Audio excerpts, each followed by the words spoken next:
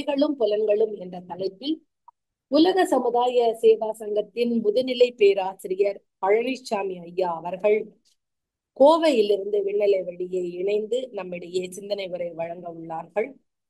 ஐயா அவர்களின் சிந்தனைக்குள் ஆழ்ந்து செல்வதற்கு முன்பாக ஐயாவை பற்றிய ஒரு சில விவர குறிப்புகளை அன்பர்களோடு பகிர்ந்து கொள்வதில் பெரும் மகிழ்ச்சி அடைகின்றோம். வாழ்க வளமுடன். வாழ்க வளமுடன். ஐடி டிபார்ட்மெண்ட் ஐயா ஜாயின் பண்ணிட்டாங்க. ஐயாக்கு கோஹோஸ்ட் கொடுத்துருங்க ப்ளீஸ். வாழ்க வளமுடன். ஐயா கொஞ்சம் நீ ஹேண்ட் ரைஸ் பண்ணீங்கன்னா உங்க பேரை பார்த்து அவங்க கொடுத்துருவாங்க. ஐயா வாழ்க வளமுடன்.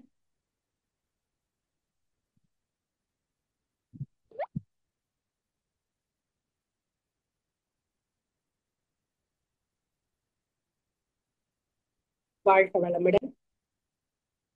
ஐடி டிபார்ட்மெண்ட் ஐயா ஹேண்ட் ரைஸ் பண்ணியிருக்காங்க. கோகோஸ் கொடுத்துருங்க ஐயா. வாழ்க வளமுடன்.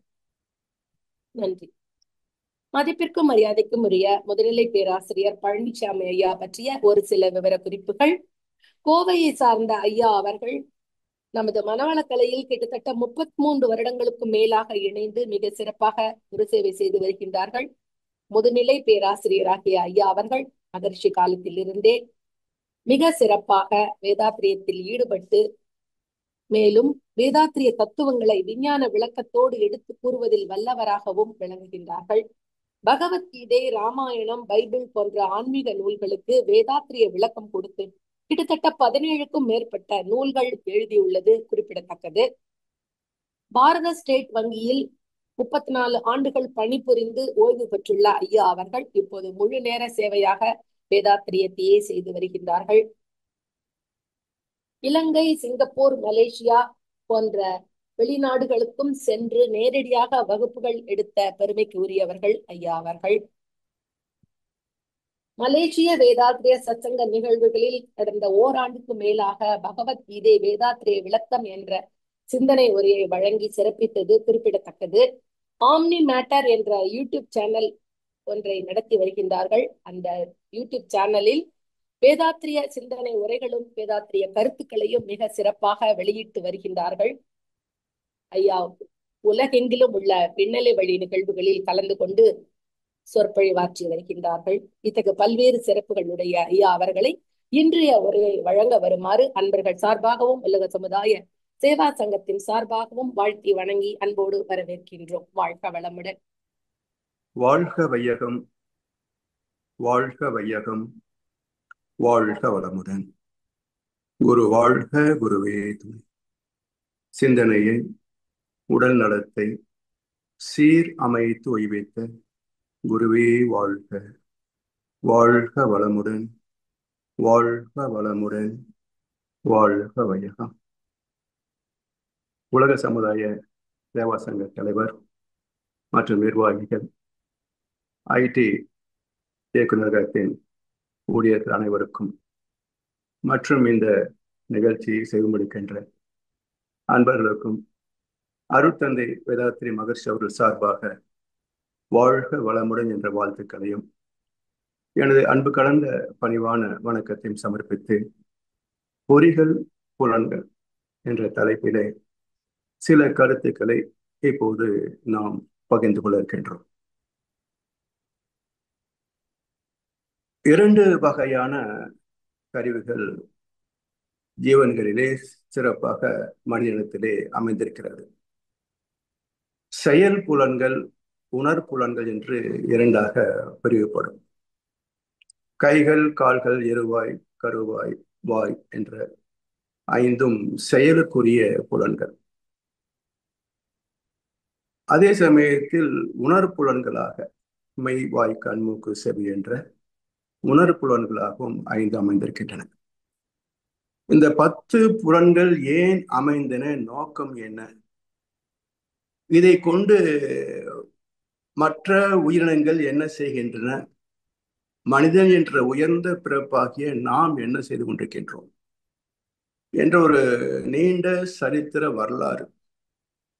இதை புரிந்து கொள்கின்ற போதுதான் இன்றைக்கு நாம் இவற்றை எப்படி பயன் கொள்ள வேண்டும், என்னுடைய அடிப்படை நோக்கம் என்ன என்பதை புரிந்து கொள்ள முடியும். இறைநிலையில் இருந்துதான் எல்லாமே பரிணமித்தன என்ற கருத்தில யாரும் முரண்படவில்லை. அறிவியலும் ஏதோ ஒரு பிளாக் ஸ்பேஸ் அது இருந்துதான் எல்லாம் தோன்றிருக்கும் என்ற கருத்திலையும் உடன்பட்டு நிற்கிறது. எல்லாம் அந்த சுத்த வெளியாகிய இறைநிலை என்ற ஒன்றிலிருந்து வந்தது என்ற கருத்திலே மாற்றம் இல்லை என்றாலும், எப்படி வந்தது என்ற கருத்திலே தான் பல நூல்கள் சிறப்பு அடைகின்றன. சில நூல்கள் அதிலே குழப்பத்தையும் தருகின்றன. இதுக்கு ஒரு அற்புதமான, நமக்கு தெரிந்து கொள்ளக்கூடிய வகையிலே தமிழ் மொழியிலே ஒரு விரிவான தெளிவான விளக்குரை வழங்கி அவற்றை அனுபவத்தில் புரிந்து கொள்ளக்கூடிய வகையிலே பயிற்சி முறைகளோடு, ஆக்ஷன் பிளான் சொல்லுவாங்க, செயல் திட்டம், அந்த செயல் திட்டத்தோடு தந்த அற்புதமான மகான் வேதாத்ரி மகர்ஷி அவர்கள். மகர்ஷி அவர்களுடைய கருத்தும் விஞ்ஞான கருத்தும் ஒன்றுதான். அதுல நான் இப்போ இந்த புலன்கள் எந்த இடத்துல எவ்வாறு தோன்றின என்பதை கொஞ்சம் புரிந்து கொள்ளணும். இறைத்துகள் முதல் இயக்கம், பிறகு அவற்றின் சேர்க்கையிலே விண்கள் தோன்றி, விண்களின் சேர்க்கையிலே பலவிதமான பௌதிகங்கள் தோன்றி இந்த உலகம், இந்த பிரபஞ்சம் இயங்கிக் கொண்டிருக்கிறது என்பது சரி. இதுல ஏன் ஜீவன்கள் தோன்ற வேண்டும்? அதற்கான காரணம் என்ன? இப்போ விண்தான் உயிர், இதுல மாற்று கருத்து கிடையாது. ஆனால் விண்ணே உயிரா என்று ஒரு கேள்வி எழுப்பினா, இப்போ நம்ம நிறைய செல்போன் முதல் நிறைய மின்சார சாதனங்களை பயன்படுத்துகின்றோம். அதுல சார்ஜ் தீர்ந்து போச்சுன்னு சொன்னா உடனே பிளக்ல பண்றோம், மின்சாரம் பாய்கிறது, விண்கள் பாய்கிறது, அது மீண்டும் புத்துணர்ச்சி பெற்றுவிடுகிறது. இப்ப நமக்கு ரொம்ப டயர்டா இருக்கு, சோர்வா இருக்கிறோம், 2 விரல்ல பிளக்ல வச்சா என்ன ஆகும்? விண்தான் உயிர், சார்ஜ் ஆகுமா? அப்ப விண்தான் உயிர் என்றாலும் விண்ணே உயிர் அல்ல. பிறகு எப்படி விண்ணுக்கும் உயிருக்கும் என்ன பேதம் என்றால், மகர்ஷி சொல்லக்கூடிய சில கருத்துக்களை இணைத்து பார்த்தால் தான் இதற்கு விடை கிடைக்கும். நவகிரக தவம், பஞ்சபூத சேர்க்கை பற்றிய ஒரு குறிப்பு, தெய்வீக விகிதாச்சாரம் என்ற சிறப்பு சொல், பிறகு மனதின் அலை வேகம், இப்படி எல்லாம் கூட்டி கழிச்சு பார்க்கிற போதுதான் இந்த விண் என்ற ஆற்றலோடு ஒரு 3 அம்சங்கள் இணைந்ததனால்தான் ஜீவன்கள் தோன்றுகின்றன, உணர்கின்ற திறம் வாய்ந்த உயிரினங்கள் தோன்றுகின்றன. இதற்கு அடிப்படை ஜீவகாந்தம். எப்படி இறைத்துகள் காந்தமே விண்களுக்கு அடிப்படையோ, அதே போல ஜீவகாந்தமே உயிருக்கு அடிப்படை. அப்ப அந்த மான்காந்தம் எப்படி ஜீவாந்தமாக மாறியது, விண் எப்படி உயிராக மாறியது என்ற கேள்விக்கு விடை என்ன என்றார், 27 நட்சத்திர தொகுதிகளின் அலைவீச்சு, நவகோள்களின் அலைவீச்சு, பூமியில் ஏற்பட்ட பஞ்சபூத விகிதாச்சாரம், அதை தெய்வீக விகிதாச்சாரம் என்று சிறப்பிக்கிறார் மகர்ஷி அவர்கள். இந்த 3ம் இணைகின்ற போது வான்காந்தமே ஜீவகாந்தமாகிறது, விண்ணே உயிராக மாறுகிறது. அப்ப உயிர் என்பது என்ன? பயோ, உணர்கின்ற, வெளிப்படுத்தக்கூடிய. பஞ்சபூதங்களுக்கு உணர்கின்ற திறம் இருந்தாலும் வெளிப்படுத்த முடியாது. கல்லு மண்ணுக்கெல்லாம் உணருமா உணராதுன்னு கேட்ட என்ன சொல்லுவீங்க? எல்லாமே உணரும், ஆனா வெளிப்படுத்த முடியாது. அந்த வெளிப்படுத்துகின்ற திறத்துக்கு பெயர் தான் ஜீவகாந்தம், ஜீவாந்த தன்மாற்றம். அதனால் இந்த நுண் உயிர் தோன்றிய போது பெற்ற அனுபவம், அதில் இருக்கக்கூடிய உரசலில் ஏற்பட்ட ஒரு சுகம். அப்போ அந்த நுண் உயிரோடு, மைக்ரோ பாக்டீரியா சொல்லக்கூடிய நுண் உயிரோடு இந்த அனுபவம், சுகம் என்ற அனுபவம் இணைந்த போது அந்த ஜீவாந்த கருமையம் அதனோடு அனுபவம் கலந்த நிலையே ஆத்மா என்று சொல்லப்படுது. அதாவது ஜீவாந்த கருமையம் பிளஸ் அனுபவங்கள் ஈக்குவல் டு ஆத்மா. இதனுடைய வளர்ச்சி அடுத்தடுத்த கட்டங்களில் வருகின்ற போது தாவரங்கள், புழு, பிறகு ஊர்வன, அது பிறகு அந்த புழுக்களின் சந்ததி விலங்கினங்கள் வரைக்கும், பூச்சியின் சந்ததி பறவைகள் வரைக்கும் என்று விலங்கினம், பறவைகள் என்று 5 ஜீவராசிகளாக வருகின்றன. அவற்றுக்கெல்லாம் 4 கால்கள், 2 கால்கள் இருக்கு.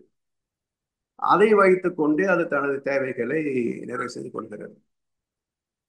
அதே அமைப்பு தான் நம்மிடத்துல கைகள், கால்களாக வந்திருக்கிறோம். இப்ப அடுத்த மேன்மை என்ன என்றால், உணர்ப்புலன்களிலே இவற்றெல்லாம் ஆராய்ந்து பார்க்கக்கூடிய, அதாவது உணர்ச்சி, தேவை, முயற்சி, செயல், விளைவு, அனுபவம், ஆராய்ச்சி, தெளிவு, முடிவு. இதுதான் உயிரின் 10 இயக்க படித்தளங்கள். இதுல இந்த ஆராய்ச்சி, தெளிவு, முடிவு என்பது நிறைவு பெற்ற, முழுமை பெற்ற, சிறப்பு பெற்ற இடம் மனிதன். அப்ப மனிதன் இந்த செயல் புலன்களையும் உணர்ப்புலன்களையும் பயன்படுத்தி கொண்டு தனது உணவை, தனது தேவைகளை தானே நிறைவு செய்து கொள்ளக்கூடிய உடல் அமைப்பும் அறிவு திறமும் படைத்தவன். அப்ப அதனால் மகிழ்ச்சி என்ன சொல்றாங்க, மனிதன் என்பவன் எல்லாம் வல்லவனாகவும் எல்லாமே உள்ளவனாகவும் பரிணமித்தவன். சரி, இப்போ எல்லாம் வல்ல, எல்லாமே உள்ள இந்த மனிதனத்திலே பிரச்சனைகள், சிக்கல்கள், நோய்கள், கலவரங்கள் அதிகமா, அல்லது இந்த சிறப்பே இல்லாத விலங்கு, பறவைகளிலே அதிகமா என்று ஒரு கேள்வி எழுப்பினால் என்ன விடை?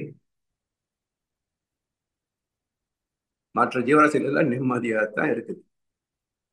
எல்லாவற்றுக்கும் போராடுகின்ற, நாளைக்கு நாளைக்கு நாளைக்கு என்று தவிக்கின்ற ஒரே இனம் மனிதன் மட்டுமே.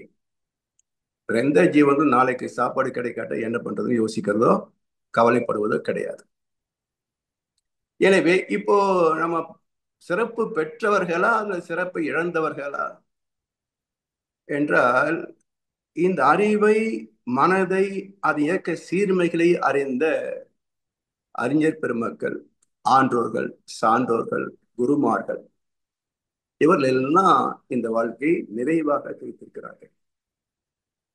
ஆனால் இந்த அறிவை பெறாத மக்கள் தான் தனக்கு தானே துன்பங்களை ஏற்படுத்தி கொண்டு குடும்பம், சமுதாயம், உலகம் வரைக்கும் துன்பங்களை ஏற்படுவதற்கான செயல்களை செய்து கொண்டு வாழ்கிறார்கள்.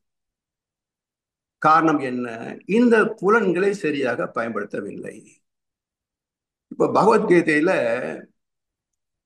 அர்ஜுன் என்பது யார் அப்படின்னா, நம்மை போல் ஒரு பிரதிநிதி தான். ஒரு மனிதன் பல பிரச்சனைக்கு மத்தியில செய்வதா வேண்டாமா, போலாமா வேண்டாமா, கிடைக்குமா கிடைக்காதா என்று தவிக்கின்ற, இருமை நிலையில் தவிக்கின்ற ஒரு மனிதனுக்கு ஓமானம் தான் அர்ஜுனன். அறிவுக்கு ஓமானம் கிருஷ்ண பரமாத்மா. அனைத்தையும் அறிந்த அறிவுக்கு ஓமானம், அறிவே தெய்வம் சொல்றோம் இல்லையா, அந்த அறிவுக்கு ஓமானம் பரமாத்மா. இப்போ இவன் இந்த அறிவை கொண்டு, அதாவது வில் திறம், தனுர் வேதம் என்ற அறிவை கொண்டு, கைகளின் திறத்தை கொண்டு, கண்களின் பார்வை திறத்தை கொண்டு, யுத்த கலையின் திறத்தை கொண்டு இந்த யுத்தத்திலே வெற்றி பெற வேண்டும். ஆனா என்ன சொல்றான், நான் யுத்தம் செய்ய மாட்டேன்னு தூக்கி காண்டிபத்தை கீழே போட்டு உட்கார்ந்துட்டான்.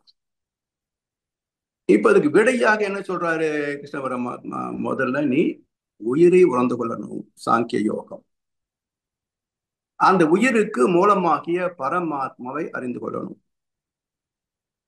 இதை அறிய வேண்டும் என்றால் இந்த உணர்புலன்களையும் செயல் புலன்களையும் முறையாக பயன்படுத்தக்கூடிய பற்றின்மையை பெற வேண்டும்.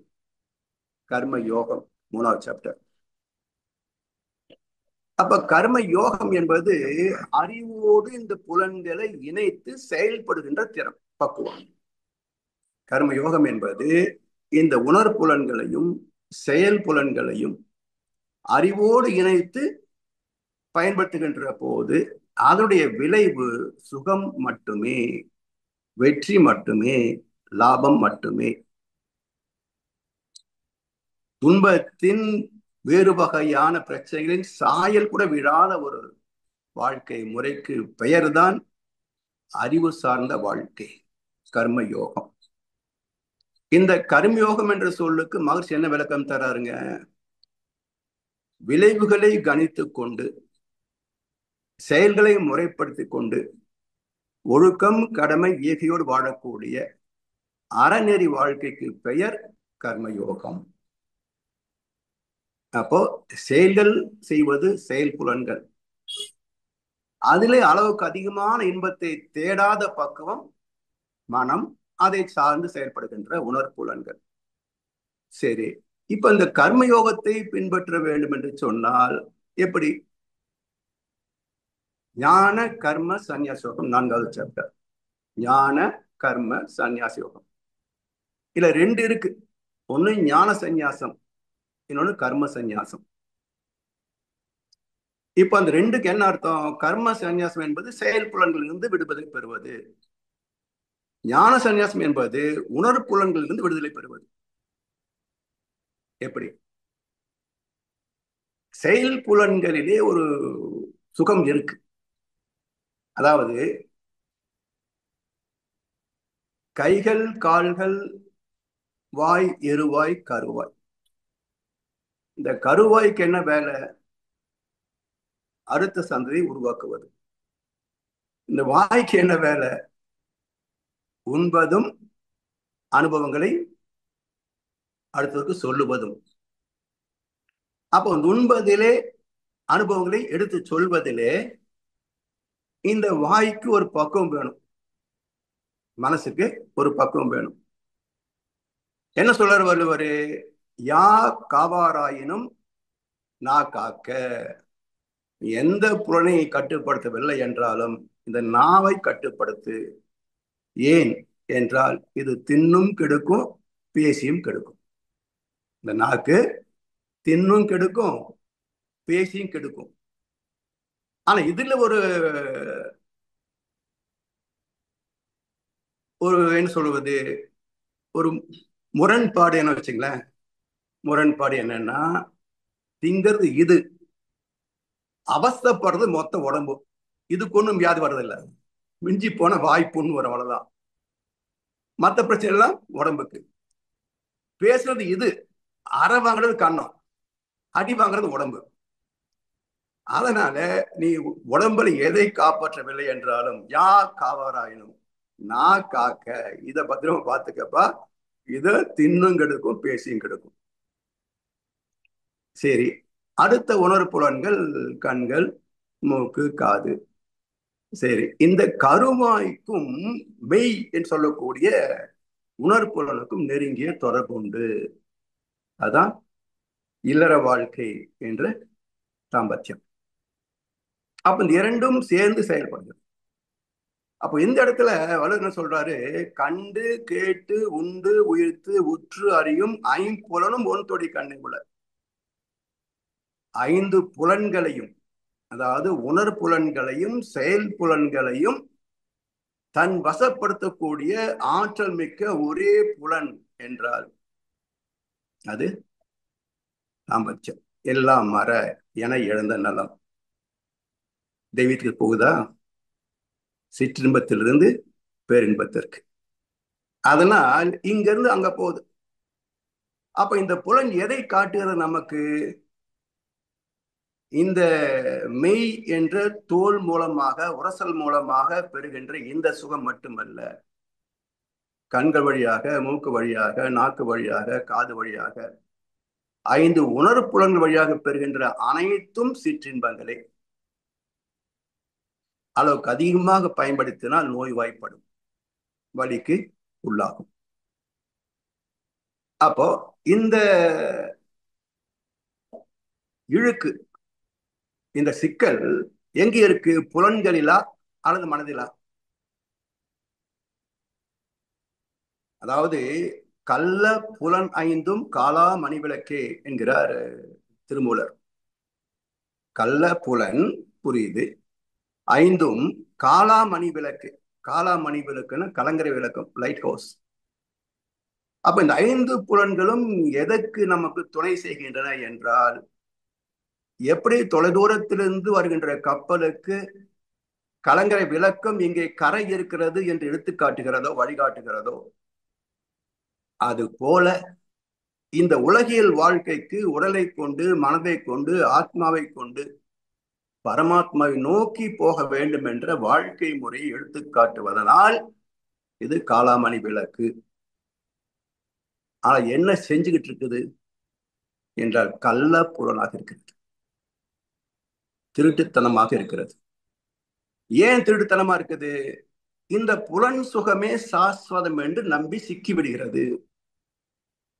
5 புலன்கள் மூலமாக பெறுகின்ற இன்பங்களே சாஸ்வதம் என்று நம்பி அவற்றை துய்ப்பதற்காக, அவற்றை அடைவதற்காக, தேவைப்படுகின்ற பணத்தை பெறுவதற்காக பல வித்தைகளை அறிவை கற்றுக்கொண்டு இது செய்கின்ற செயல்களும் கையாளும் நுட்பங்களும் ஆத்ம லாபத்துக்கு பயன்படாத போது இந்த புலன்கள் திருட்டு புலன்கள், கள்ள புலன்கள். அப்ப புலன்கள் கள்ளத்தனமும் இல்லை, நல்லத்தனமும் இல்லை. புலன்கள் என்பது மனதின் இச்சைக்கு கட்டுப்பட்டவை, தனியா செயல்படுமா? அப்ப மனம் பக்குவப்பட்டால் புலன்கள் சீரான இயக்கத்திற்கு வந்துவிடும். எனவே இந்த மனம் சார்ந்த வாழ்க்கை பொறி புலன்களை பயன் கொண்டு இந்த வாழ்க்கை நிறைவாக வாழ வேண்டும் என்று காட்டுவதற்காக முதலில் இந்த புலன்களில் இருந்து நாம் விடுபட வேண்டும். இப்ப துவக்கத்துல சந்திராமா ஒரு கவியை சொன்னான், 5 புலன்கள் மூலம் உயிரின் ஆற்றல் அழிவதையே இன்பம் என உணர் மயக்கம். கள்ளப்புலன். 5 புலன்கள் மூலம் உயிரின் ஆற்றல் அழிவதையே இன்பம் என உணர் மயக்கம். யார் மயங்குறாங்க?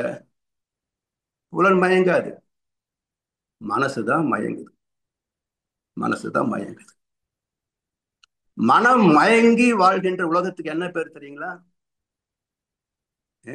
மனம் மயக்கத்தில் வாழ்கின்ற உலகத்துக்கு என்ன பேரு? இதுக்கு பூமின்னு பேர் வச்சிருக்கிறாங்க. இன்னொரு வார்த்தை உண்டு, இந்திரலோகம்னு பேரு. ஏதோ மேல இருக்குன்னு நினைக்காதீங்க. இந்திரலோகம் என்பது மாய உலகம், இருப்பது போல் தோன்றுகின்ற இல்லாமல் இருக்கின்ற ஒரு உலகம். அதான் இந்திரலோகம். அங்க என்ன கிடைக்கும்? ரம்பை, ஊர்வசி, மேனகை, சோமபானம். இங்க இருக்கிற காக்டெயிலு, டாஸ்மாக் எல்லாம் அவ்வளவு கிக்கு தராது. சோமபானம் சூப்பர் கிக்கு.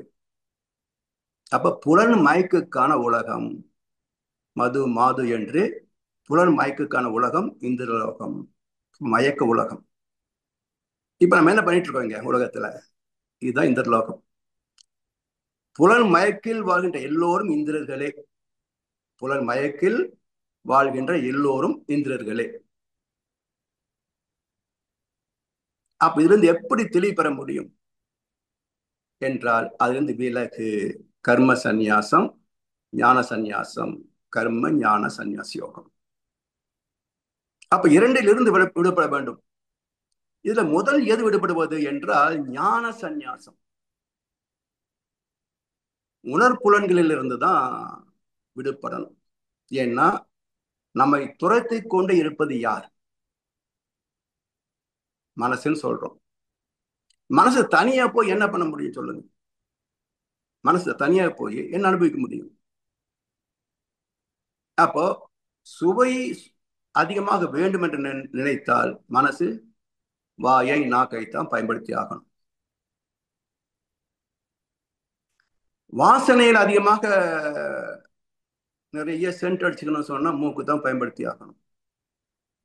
கண்டதையும் பார்த்து பொழுதுபோக்கணும், யூடியூப், வாட்ஸ்அப், ஃபேஸ்புக்கு என்று பயனில்லாமல் நேரத்தை செலவழிக்கணும்னு சொன்னா கண்கள் தான் வேணும்.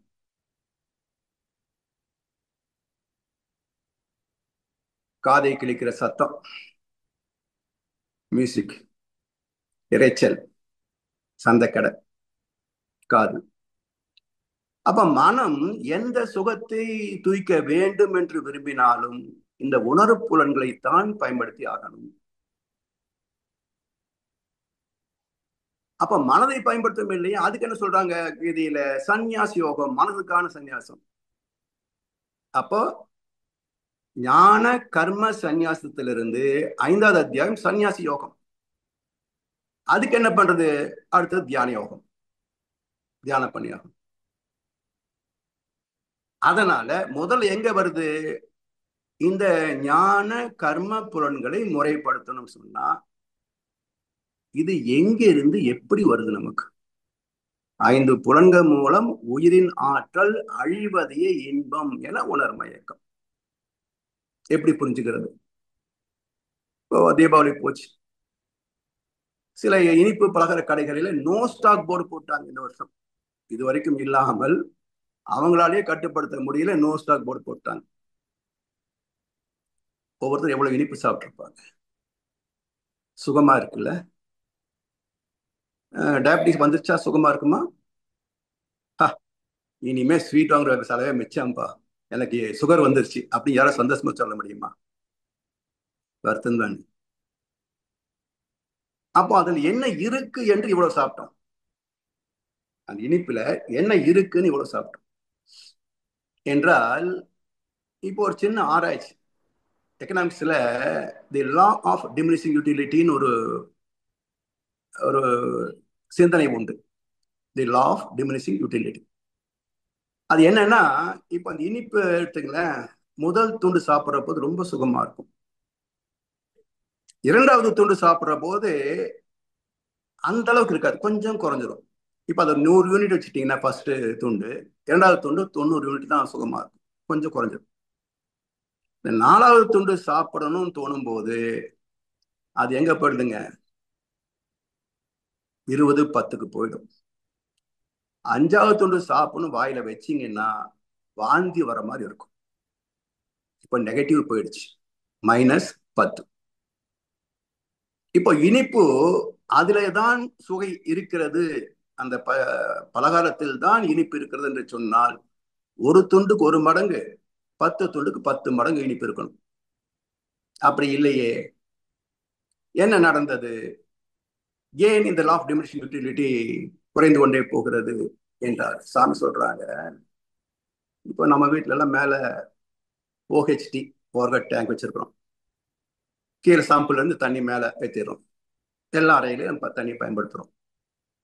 இந்த மேல் தொட்டியில முழு கொள்ளளவு தண்ணி இருந்ததுன்னு சொன்னா அந்த குழாயை திருப்பினுடன் தண்ணி வேகமா வரும். அரை தொட்டின்னா குறைவு, கால் தொட்டி இன்னும் குறைவு, இன்னும் தண்ணி குறைஞ்சு போச்சுன்னா சொட்டும். இது போல நம்ம உடலில் இருக்கின்ற ஜீவாந்த சக்தி முதல் துண்டு சாப்பிட்ற போது 100% கன்வர்ஷன் ஆச்சு, தன்மாற்றம் ஆச்சு, ரொம்ப சுவையா இருந்தது. இப்ப அந்த சுவைக்கான தன்மாற்றம் நடந்து காந்த சக்தி செலவாய் போச்சு இல்லையா? அப்ப அந்த அளவுக்கு இருப்பு கம்மி தானே. இந்த இருப்பிலிருந்து மறுபடியும் அதே அளவுக்கு ஜீவந்தத்தை செலவு பண்ணுகின்ற போது அப்போ முழு தொட்டி இருந்த தண்ணி 3/4 தொட்டி ஆனா வேகம் குறையும் இல்லையா? அதே போல் இங்க சுவையும் குறைகிறது, நமக்கு அந்த நாட்டமும் குறைகிறது. இதைத்தான் உயிரின் ஆற்றல் அழிவதையே இன்பம் என உணர்மயக்கம்.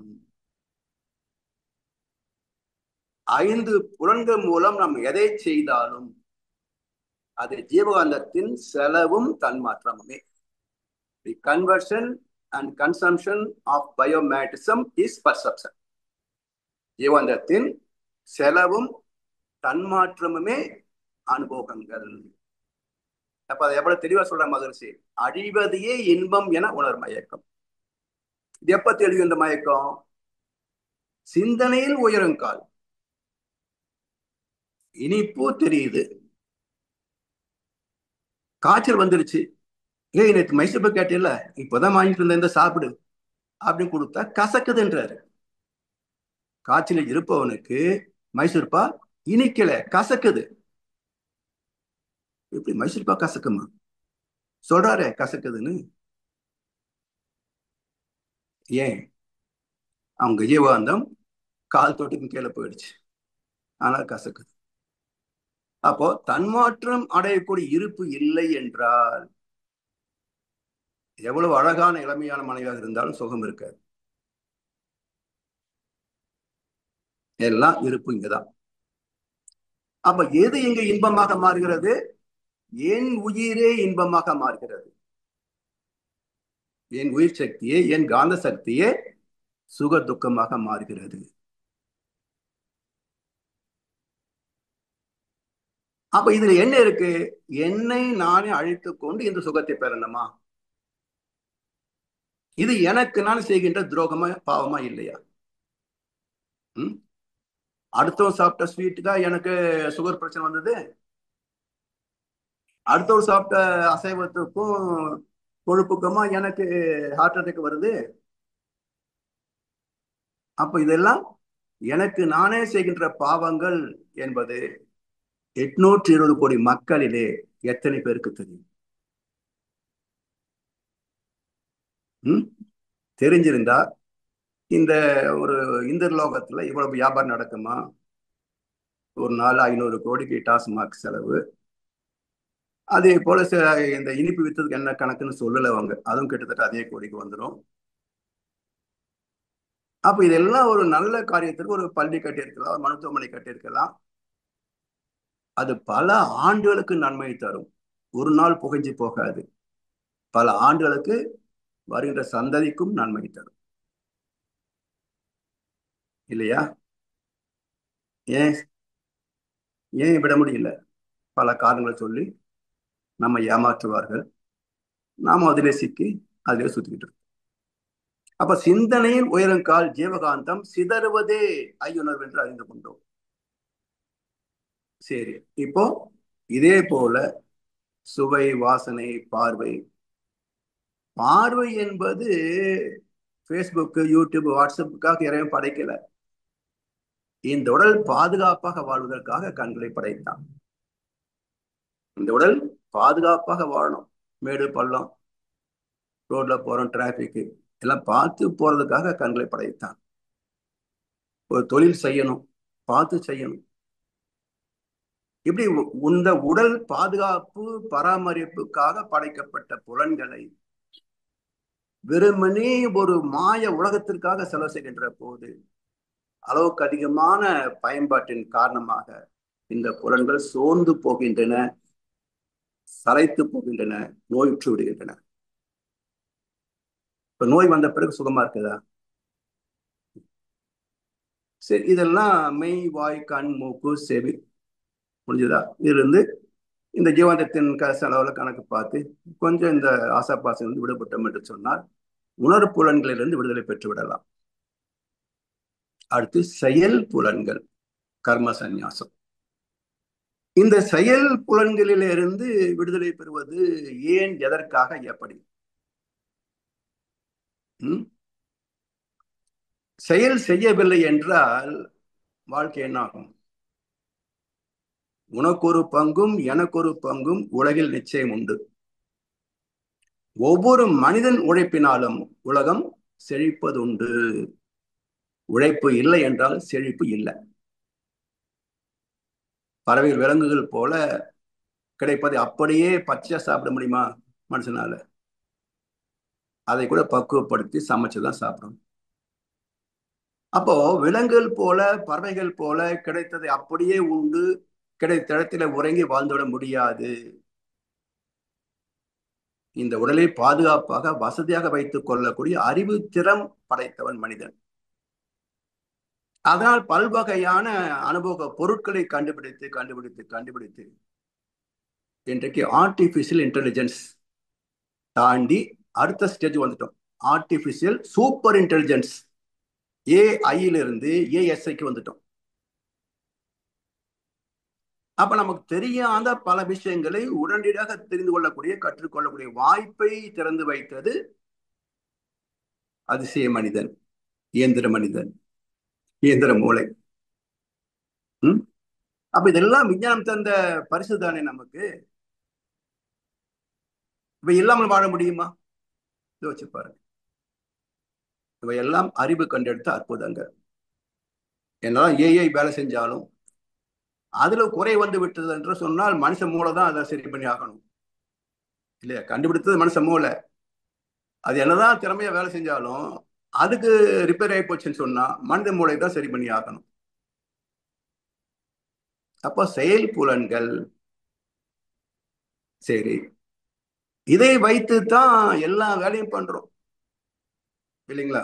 உணவு உண்பதில இருந்து உழைப்பு என்ற ஒரு சொல்லுக்குள்ளாக எத்தனை வகையான உழைப்பு சொல்லுங்க. விவசாயத்திலிருந்து விண்வெளி ஆராய்ச்சி வரைக்கும் இந்த கைகளும் கால்களும் எத்தனை வகையில உழைக்கின்றன. இந்த உழைப்பு இல்லை என்றால் செழிப்பு எங்கே, வாழ்க்கை வளம் எங்கே? சரி, அதற்காக உழைத்துக் கொண்டே இருக்க முடியுமா? 24 மணி நேரம் உழைக்க முடியுமா? சோர்வுன்னு வருது இல்ல, உறுப்புகளுக்கு டயர்ட்னஸ், சோர்வு வந்துடுது. அப்ப எவ்வளவு உழைத்தால் இது அசந்து போகாமல், சோர்ந்து போகாமல், நோய்வாய்ப்படாமல் இருக்கும் என்றால் இந்த உழைப்பதிலே அளவு வேண்டும், முறை வேண்டும். உழைப்பதிலே அளவும் முறையும் வேண்டும். உண்பதிலே அளவு, அது வாய்க்கானது. உழைப்பு செயல் புலன்கள் கைகள் கால்களுக்கான அளவு. அதே உழைப்பதிலே மூளையும் சம்பந்தப்படுதுங்க. ஸோ மென்டல் டயர்ட்னஸ், அதாவது இந்த உறுப்புகளை கொண்டு செயல் செய்பவர்களை விட மூளை கொண்டு செயல் செய்பவர்களுக்கு சோர்வு அதிகம்.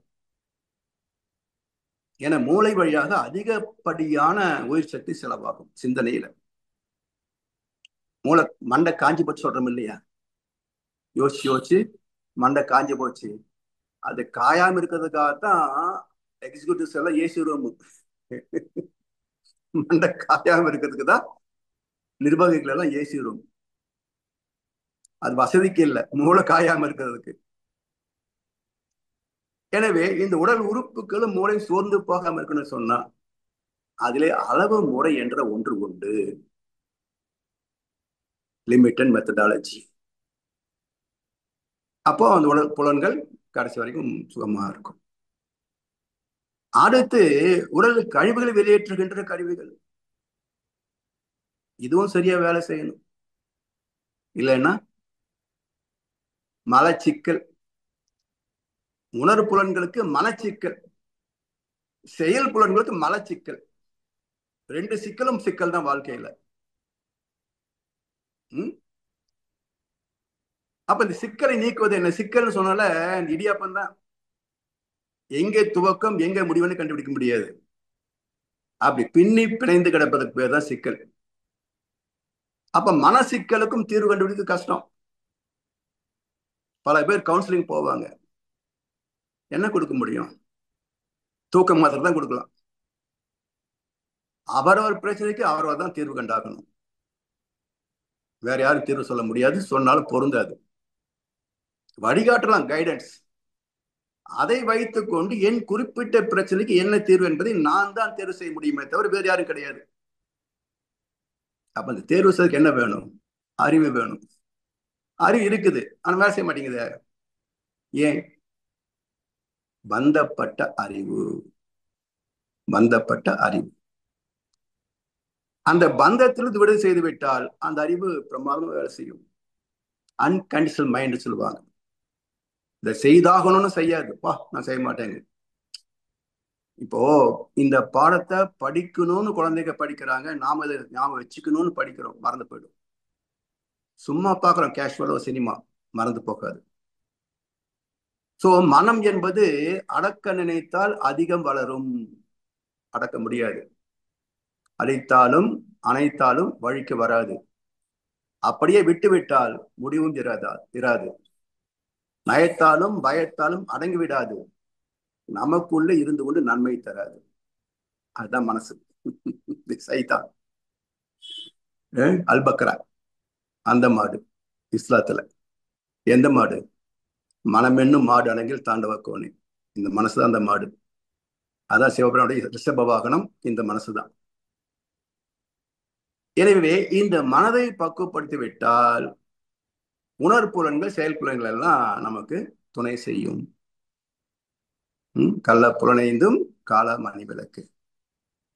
அது எப்படின்னா, இந்த புலன்கள் இல்லைன்னு வச்சுக்கங்களேன், பிரம்மாண்டமான மாளிகை, ரொம்ப அழகா சூப்பரா கட்டிட்டோம்.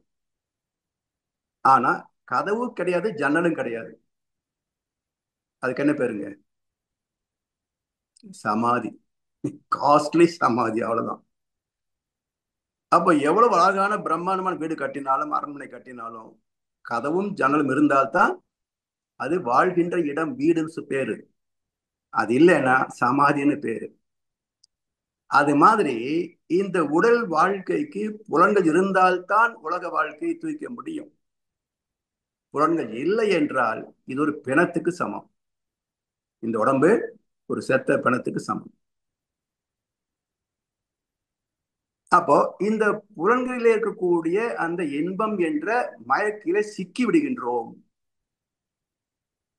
அதாவது சுகம் இருக்குன்னு சிக்கி போறதுனால இந்த இந்திரலோகத்தை விட்டு வெளியே போக முடியறது இல்லை.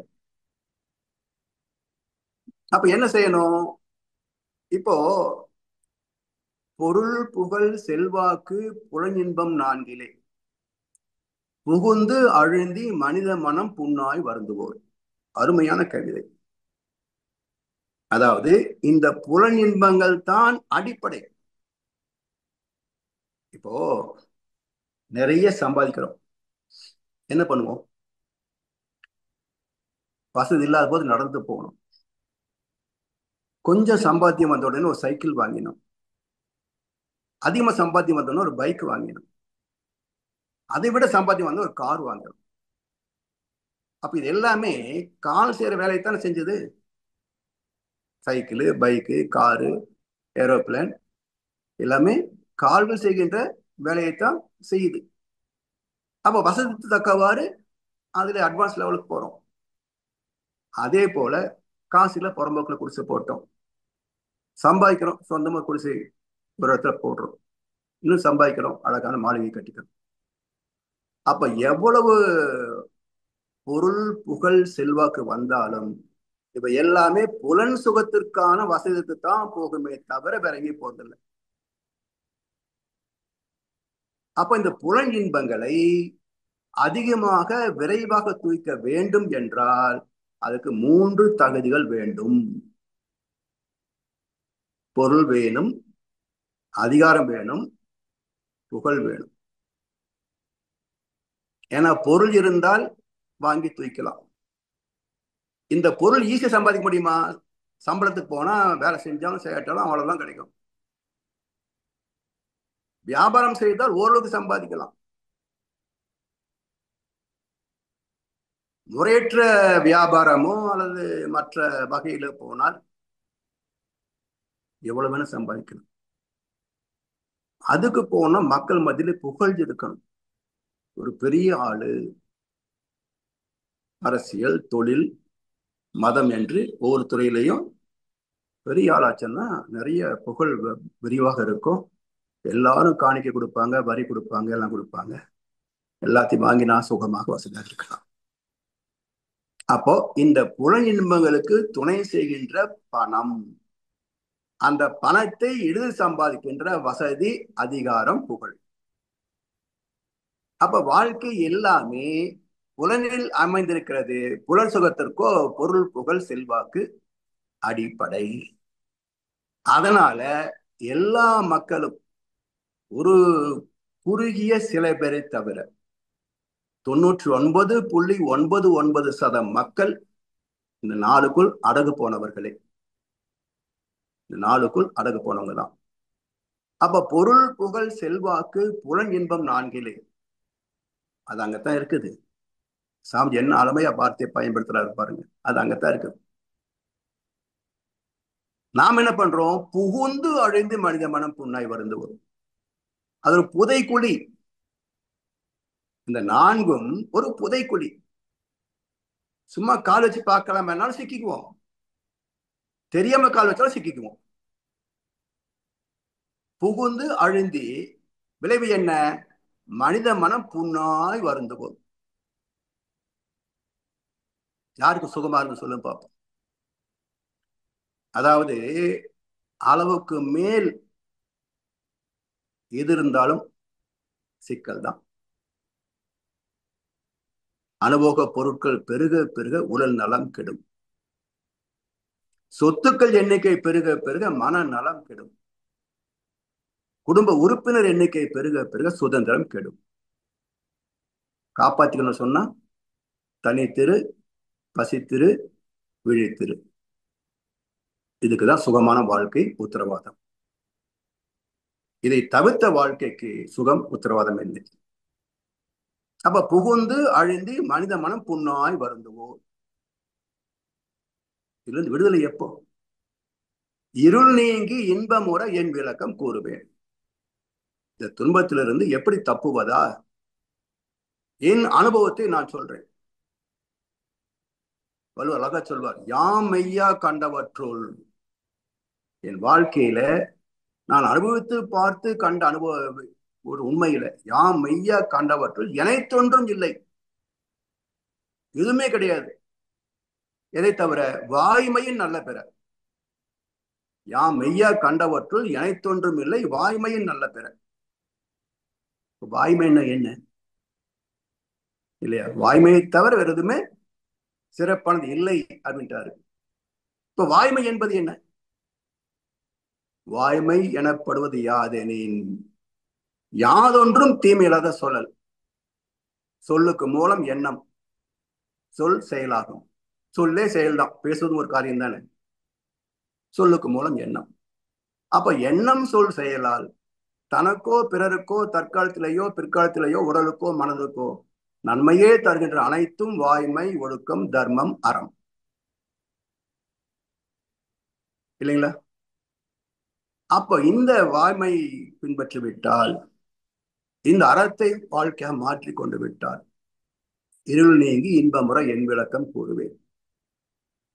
இந்த அறத்தை பின்பற்றுவதற்கு என்ன வேணும் என்றால், இறைநிலையே எங்கும் எதிலும் இருப்பாய் அமர்ந்து ஆற்றிடும் அருள் நடன காட்சிதனை அகத்துணர்வாய் கொள்ளுவீர். அப்போதும் எப்போதும் அறிவு விரிவாகியே மருள் நிலையில் மயக்கத்தில் ஏற்ற ஆசை மற்றும் பழிச்சல் எல்லாம் மாறிவிடும் மெய்ஞானம் மலரும் உள்வொளி என. அப்போ மனதை பக்குவப்படுத்துவதற்கு எது நல்லது கெட்டது என்று பிரித்து காட்டக்கூடிய அறம் வேண்டும், விளக்கம் வேண்டும். அது ஸ்திரமாக நிற்பதற்கு மன பலம் வேண்டும், வைராக்கியம் வேண்டும். அந்த மன உறுதியை தருவது தவம். அப்ப தவம், அறம் ரெண்டு தான் வாழ்க்கையில துன்பத்தை நீக்குவதற்கான சாவிகளே தவிர வேறு எந்த வகையில் துன்பம் விலகாது என்பது ஒவ்வொரு மனிதனின் அனுபவம், சமுதாயத்தின் அனுபவம், உலகத்தின் அனுபவம். இது யாருக்கு இல்லை சொல்லுங்க? பிச்சைக்காரனுக்கு இல்லையா? பிரதம மந்திரிக்கு இல்லையா? எல்லாருக்கும் உண்டு. எனவே இதுல என்ன இருக்குன்னு யோசிங்க. இப்போ தவத்துல உட்கார்றோம், கையை கோத்து விட்டோம், கண்ணை மூடிக்கிட்டோம், உடத்து உட்கார்ந்தாச்சு, உடம்பு அசையல.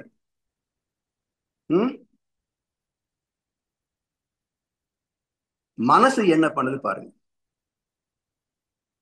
கண்ணை திறந்தா பாக்குற காட்சி மட்டும்தான் மனசுல ஓடும்.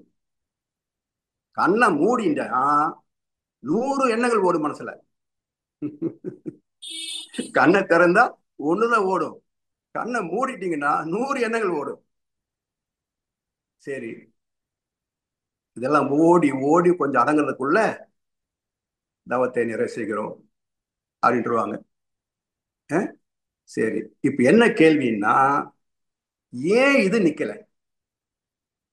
ஏன் இது நிக்கல? சரண கமலாலயத்தில் அரை நிமிஷம் நேரம் மட்டும் தவ முறை தியானம் வைக்க இயலாத சட கசட மூட மட்டி தன்னைத்தானே நொந்து கொண்டார் அணுகிறியார். ஒரு அரை நிமிஷம் இல்லைன்னு நிக்கிறியா? அப்படி என்னடா உனக்கு ஊர்ல இந்த சுத்திர வேலை என்று தன் மனதையே கேட்கிறார் அருணகிரியார். ஒரு 30 செகண்ட் நிலன்னு நிக்கிறியா நீ? ஏன் நிக்கல? எங்கே போகுதுன்னு கேளுங்க. அடுத்து எங்கெல்லாம் போச்சு? எது பிடிச்சிருக்கோ அங்க போச்சு, எது பிடிச்சிருக்குதோ அங்க போச்சு. அடுத்த கேள்வி, ஏன் பிடிச்சிருக்குது? அதாவது ஏன்னா சொல்லுவாங்களே, இந்த ஏதோ பிசைந்து கிசைந்துன்னு சொல்லுவாங்க பாத்தீங்களா? அது மாதிரி இந்த மனசுல புடிச்சு பிசைஞ்சுன்னு வச்சுக்கல, இப்படி கேள்வி கேட்டு அது என்ன இருக்கு? சுகமா இருக்கு. சுகம் எங்க இருக்கு? அஹ் எங்க இருக்கு? ஜீவாந்தத்தின் தன்மாற்றம். அதான் சுகம், அதான் துக்கம். ஜீவாந்தம் போச்சுன்னா எல்லாமே போகும். அப்ப அந்த இருப்பு மெயின்டைன் பண்ண இல்ல. உடல் நல்லா நல்லா இருக்கணும், வாழ்க்கை நம்ம அளவுக்கு என்ன கொண்டு வந்தோமோ அது தகுந்த வாழ்க்கை வாழணும் அப்படின்னா உடம்பு மனசு நல்லா இருந்தா தானே வேலை செய்ய முடியும், எதையாவது சாதிக்க முடியும். உடம்பும் கெட்டு மனசும் கெட்டு போச்சுன்னா கெட்டது உடம்பு என்று படுத்து ஒன்றே தவிர வந்தது களைப்பு என்று சாய்ந்தது இல்லையே. சிந்திக்கும் திறமை மூளைக்கும் இல்லை, செயலாற்றும் திறமை கரங்களுக்கும் இல்லையேம்பாங்க. அது மாதிரி இருந்தா என்ன பண்றது? ரெஸ்ட் எடுத்து டயர்ட் ஆயிட்டாம அது மாதிரி இருந்தா என்ன பண்றது? எனவே இதெல்லாம் ஆராய்ந்து பார்க்கிற போது அப்பதான் மனசு, ஓஹோ இது ஒரு பொய் உலகம். உடம்பும் பொய், வாழ்க்கையும் பொய், இந்த உலகமும் பொய். ஆனா அந்த பொய்க்குள் ஒரு நிஜம் வாழ்கிறது. இந்த பொய்யான உலகத்தில், பொய்யான இந்த உடலுக்குள் ஒரு நிஜம் வாழ்கிறது. அந்த நிஜம் என்ன? எது அழியாததோ அது நிஜமானது, இல்லையா? நிலைத்த ஒன்று. அப்ப இறைநிலை நிலைத்த ஒன்று, அதுவேதான் எல்லாமாக இருக்கிறது என்பதற்கு வள்ளுவர் அழக ஒரு குறள் சொல்வார், நிலையாமை அதிகாரத்துல. அற்கா இயல்பெற்று செல்வம், அது பெற்றால் அற்குப ஆங்கே செயல். அற்கா இயல்பெற்று செல்வம், பணம் நிக்காது, கை மாறிட்டே இருக்கும். அப்படி நிலையில்லாத செல்வம் கைக்கு வந்தால் என்ன செய்யணும்? அற்குப ஆங்கே செயல், நிலைத்ததை செய்துவிடும். அப்ப இது நிலையானது புண்ணியம். ஏன்னா புண்ணியம் பணமாக மாறும், பணத்தை புண்ணியமா மாத்தணும். சும்மா செல்வந்தனாக முடியாது, புண்ணியம் இருந்தா தான் செல்வந்தனாக முடியும். என்ன சொல்லுவாங்கன்னா கீதையில, யார் பொருள் தந்து உதவுகிறார்களோ மற்றவர்களுக்கு அவன் ஒரு பிறப்பில் செல்வந்தனாகிறான். யார் மற்றவருக்கு உடலால் உதவி செய்து வாழ்கிறானோ அவன் ஒரு பிறப்பில் தொழிலதிபர் ஆகிறான். யார் ஒருவன் மற்றவருக்கு ஆறுதல் சொல்லி வாழ்கிறானோ அவன் ஒரு பிறப்பில் ஞானியாகிறான். அப்ப எதை விதைக்கிறோமோ அது மலர்ச்சி பெறுகிறது. அதனால் வள்ளுவர் சொல்றாரு, அவன் ஒரு பைசாக்கு பிரயோஜனம் இல்லையா, யூஸ்லெஸ் பெலோ. ஆனா பணக்காரன், பணக்காரன் கொஞ்சம் சல்யூட் போட்டுதான் ஆகணும். பொருள் அல்லாதவரையும் பொருள் என செய்யும் பொருள் அல்லது இல்லை பொருள். ஏன்? இது புண்ணியத்தின் பலன், புண்ணியத்தை மதிச்சாகணும் இல்ல. பணம் வந்தாச்சு, ஆட்டம் போடலாமா? அதான் போடுறாங்க உலகத்துல. தீர்ந்து போச்சுன்னா புண்ணிய கணக்கு இருக்காது, மறுபடியும் வரணும் இல்ல அடுத்த ஜென்மத்துக்கு. என்ன சொல்றாரு, புண்ணியம் பணம் வந்துச்சுப்பா, இது அழிஞ்சும் போகலாம், நீயா உதரத்துல செலவு பண்ணியும் தொலைச்சிடலாம், அடுத்த ஜென்மத்துக்கு நிக்காது. அடுத்த தலைமுறைக்கும் இதே போல் வசதி இருக்க வேண்டும் என்று சொன்னால் இந்த வந்த பணத்தை நீ புண்ணியமா மாத்து. அற்கா இயல்பெற்று செல்வம், அதை பெற்றால் அற்குப அங்கே செயல். சரியா? இப்ப அற்கா நிலை இல்லாதது, அற்கு நிலைத்தது. இப்ப எங்க வரோம் பாருங்க, ஆத்மா நிலைத்தது, உடல் நிலை இல்லாதது. சரியா? இப்போ எது பிறந்தது? ஆத்மாதான் பிறந்தது. பிறப்பதற்கு ஆத்மா நிலைத்தது, அழிவில்லாதது. அப்போ பிறந்தது அற்கு, பிறப்பதற்கு. வளர்வது அற்கு, வளர்ந்ததற்கு. வாழ்வது அற்கு, வாழ்வதற்கு. பெறுவது அற்கு, பெறுவதற்கு. தருவது அற்கு, தருவதற்கு. எல்லாம் இறைவன் தான். ஒரு மொழியில ஒவ்வொரு சனமும் இறைவனை நினைவுபடுத்தக்கூடிய ஒரு மொழி உலகத்தில் உண்டு என்று சொன்னால் தமிழ் மொழிதான். ஒவ்வொரு வார்த்தையில எப்படி இறைவனை நினைவுபடுத்துறாங்க பாருங்க. எங்கேயாவது வாழ்வதற்கு தருவதற்கு போறேன், இதை வாங்குறதுக்கு போறேன் அப்படின்னா வாங்குவது அற்கு. கொடுப்பதுக்கு போறேன், கொடுப்பது அற்கு. செய்வதற்கு போறேன், செய்வது அற்கு. வாழ்க்கை இறைவன் தான். வாழ்க்கை நிலைத்ததுதான். ஆத்மா நிலைத்ததுதான். சோ தாயின் கருவிலே இணைந்த புதித்த ஆத்மா இதுதான் தனக்கு தேவையான உடலை கட்டி கொண்டது. இந்த ஆத்மா தான் பிறந்த பிறகு தன் பதிவுகளுக்கு ஏற்ப வாழ்க்கை உடல் வழியாக நடத்துகிறது. அப்ப இந்த புலன் கவர்ச்சியிலிருந்து புகுந்து அழுந்தி மனித மனம் புண்ணாய் வருந்துவோர் இருள் நீங்கி இன்பமுற என் விளக்கம் கூறுவேன். இறைநிலை எங்கும் எதிலும் இருப்பாய் அமர்ந்து ஆற்றிடும் அற்கு. அருள் நடன காட்சிதனை அகத்துணர்வாய் கொள்ளுவேர்.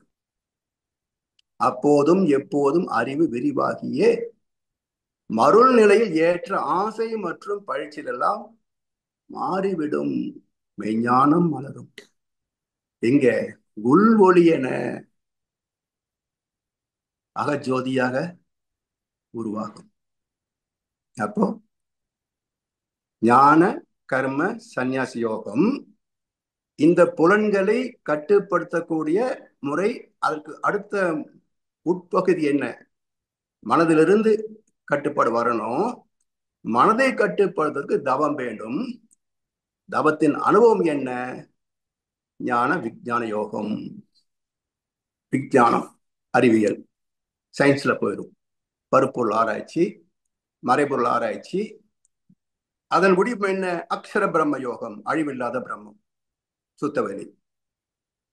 அப்போ நம்முடைய மகான்கள் இந்த வாழ்க்கையை, இந்த உடலை, இந்த புலன்களை, இந்த மனதை, இந்த அறிவை எப்படி நாம் பயன்கொள்ள வேண்டும் என்ற வகையிலே அற்புதமாக தத்துவங்களாக நமக்கு விளக்கி தந்திருக்கிறார்கள். நமக்கு இப்படிப்பட்ட ஒரு மகான் கிடைத்ததுடைய ஒரு இந்த பாக்கியத்திற்கான ஒரு நற்பலன் என்ன என்று சொன்னார்கள். எல்லாரும் சொன்னாங்க. ஆனா எப்படி பயணம் மேற்கொள்வது என்பதை சொல்லலை. எல்லாரும் சொன்னாங்க இதுதான் வழி, இதுதான் வழின்னு. ஆனா யாரும் கையை பிடிச்சி கூட்டு வந்து காட்டலை. ஆனா மகரிஷி, நான் எப்போதும் உங்கள் உடனே இருப்பேன். இந்த தத்துவத்தை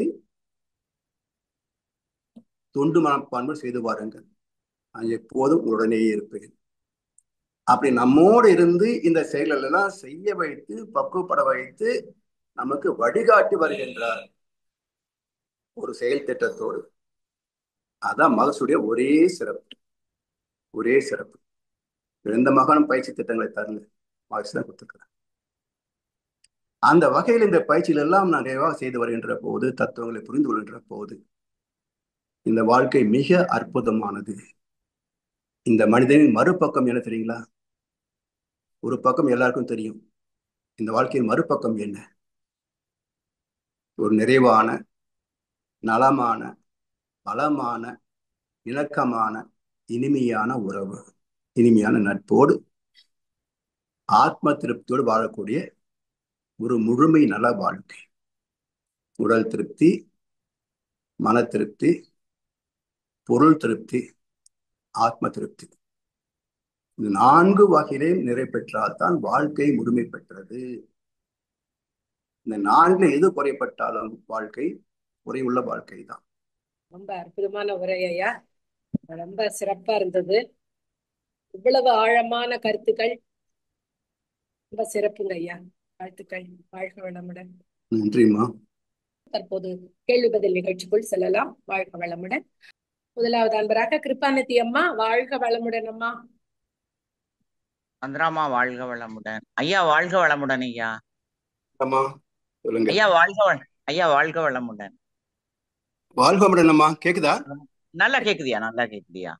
ஐயா இப்ப நீங்க உங்க பேசுனதுல இருந்து முடிவு அறமும் தவமுமே வாழ்க்கை, அததான் எடுத்துக்கணும். ஆமாம்மா.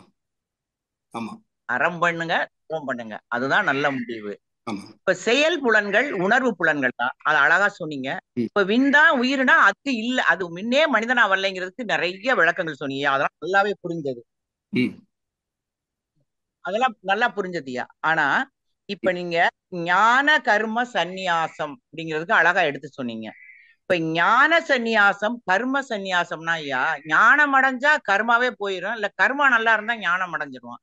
இல்ல இத இல்ல தனி வேறுபடுத்தி சொன்னீங்களே, அதோடைய விளக்கம் என்னய்யா? ஞான கர்ம சந்நியாசங்கிறது புலன்கள். அதாவது ஞானேந்திரியம் கர்மேந்திரியம் என்று சொல்றோம் இல்லையா? ஆமா. இந்திரியம் என்பது உணர்புலன்கள், கர்மேந்திரியம் என்பது செயல் புலன்கள். அதனால ஞான கர்ம சந்நியாச யோகம். ஏன்னா கர்மயோகத்திலிருந்து அதை எப்படி செயல்படுத்துவது அப்படின்னா ரெண்டா பிரிச்சு செயல்படு. அப்ப இந்த ரெண்டையும் செயல்படுத்துவது மனசு தானே. அப்ப மனசை பக்குவப்படுத்துவது சந்நியாச யோகம். அதாவது மனசை இந்த பற்றிலிருந்து நீக்குவதற்கான வழிவகைகளை பேசுவது சந்நியாச யோகம். அதுல என்ன வழி? தவம். அது தியான யோகம். அப்படி வரிசை வரும். ஓகே. அப்ப நான் நினைச்சிட்டேன் கர்மா நல்லா இருந்தா ஞானம் அடைஞ்சிரும், ஞானம் நல்லா அது கரெக்டு. கர்ம நல்லா இருந்தா ஞானம் வரும். ஆனா அந்த இருந்தா ஞானம் அடைஞ்சா தான் கர்மாக்களை அந்த மாதிரி கிளியரா. கர்மம் எப்ப நல்லா ஆகும்னா கர்ம யோகத்தை பின்பற்றினால் கர்மம் நல்லா இருக்கும். புரியுதுயா, புரியுது. அப்ப இந்த கர்ம யோகத்தை பின்பற்றுவதற்கு மனசும் புலன்களும் கட்டுப்படணும், பக்குவமாகணும். அப்ப மனப்பக்குவத்திற்கு தபம், புலன்களை பட்டுவதற்கு விளக்கம். ஐயா வாழ்க்கை வாழ்க்கை ஆலியால இருந்து ஐயா ஐடி டிபார்ட்மெண்ட். ஐயா மொபைல் போன் மட்டும் லேண்ட்ஸ்கேப்ல வச்சுக்கலாங்க. இது நமக்கு ஷார்ட்ஸ் ஃபார்மேட்ல இருக்கிறதுனால யூடியூப்ல போட முடியுதுங்க. அப்படிதான் இருந்தது, இடையில ஏதோ ஒரு சின்ன மாற்றம் வந்து இப்ப சரியா இருக்கணும். இப்ப கரெக்டா நன்றிங்க. கண்டிப்பா நன்றிமா. வாழ்க்கை. ஓகே ஐயா, ரொம்ப சிறப்பு ஐயா. நான் இதை ரொம்ப நான் எழுதி வச்சுட்டே இருந்தேன். நன்றி ஐயா, ரொம்ப சிறப்பு. வாழ்க வளமுடன். புரியுது ஐயா. நம்ம சந்திராமா நன்றி. வாழ்க வளமுடன். நன்றிம்மா. வாழ்க வளமுடன். அடுத்த நண்பராக கோவர்த்தனி ஜீவகுமார் அம்மா, வாழ்க வளமுடன்மா. வாழ்க வளமுடன்மா. வாழ்க வளமுடன் சந்திராமா. வாழ்க வளமுடன் ஐயா. ரொம்ப சிறப்பா இருந்துச்சு. நான் டெல்லியில இருந்து பேசுறேன் ஐயா. என் பேர் கோவர்தனி. ஐயா இது ஆல்ரெடி இந்த கேள்வி இப்போ லாஸ்ட் வீக் கூட ஒரு மும்பைல இருந்து எனக்கு டவுட் வந்தது. இப்போ நம்ம பஞ்சேந்திரியம்ன்றப்ப நம்ம பஞ்சேந்திரியத்தை நம்ம கண்ட்ரோல் பண்ண மத்தலப் கண்ட்ரோல்ன்றப்ப அது ஒரு ஒரு எல்லைக்குள்ள கொண்டு வந்தாதான் நம்ம முன்னால நம்ம மனசையும் கண்ட்ரோல்ல எடுத்துட்டு வர முடியும்.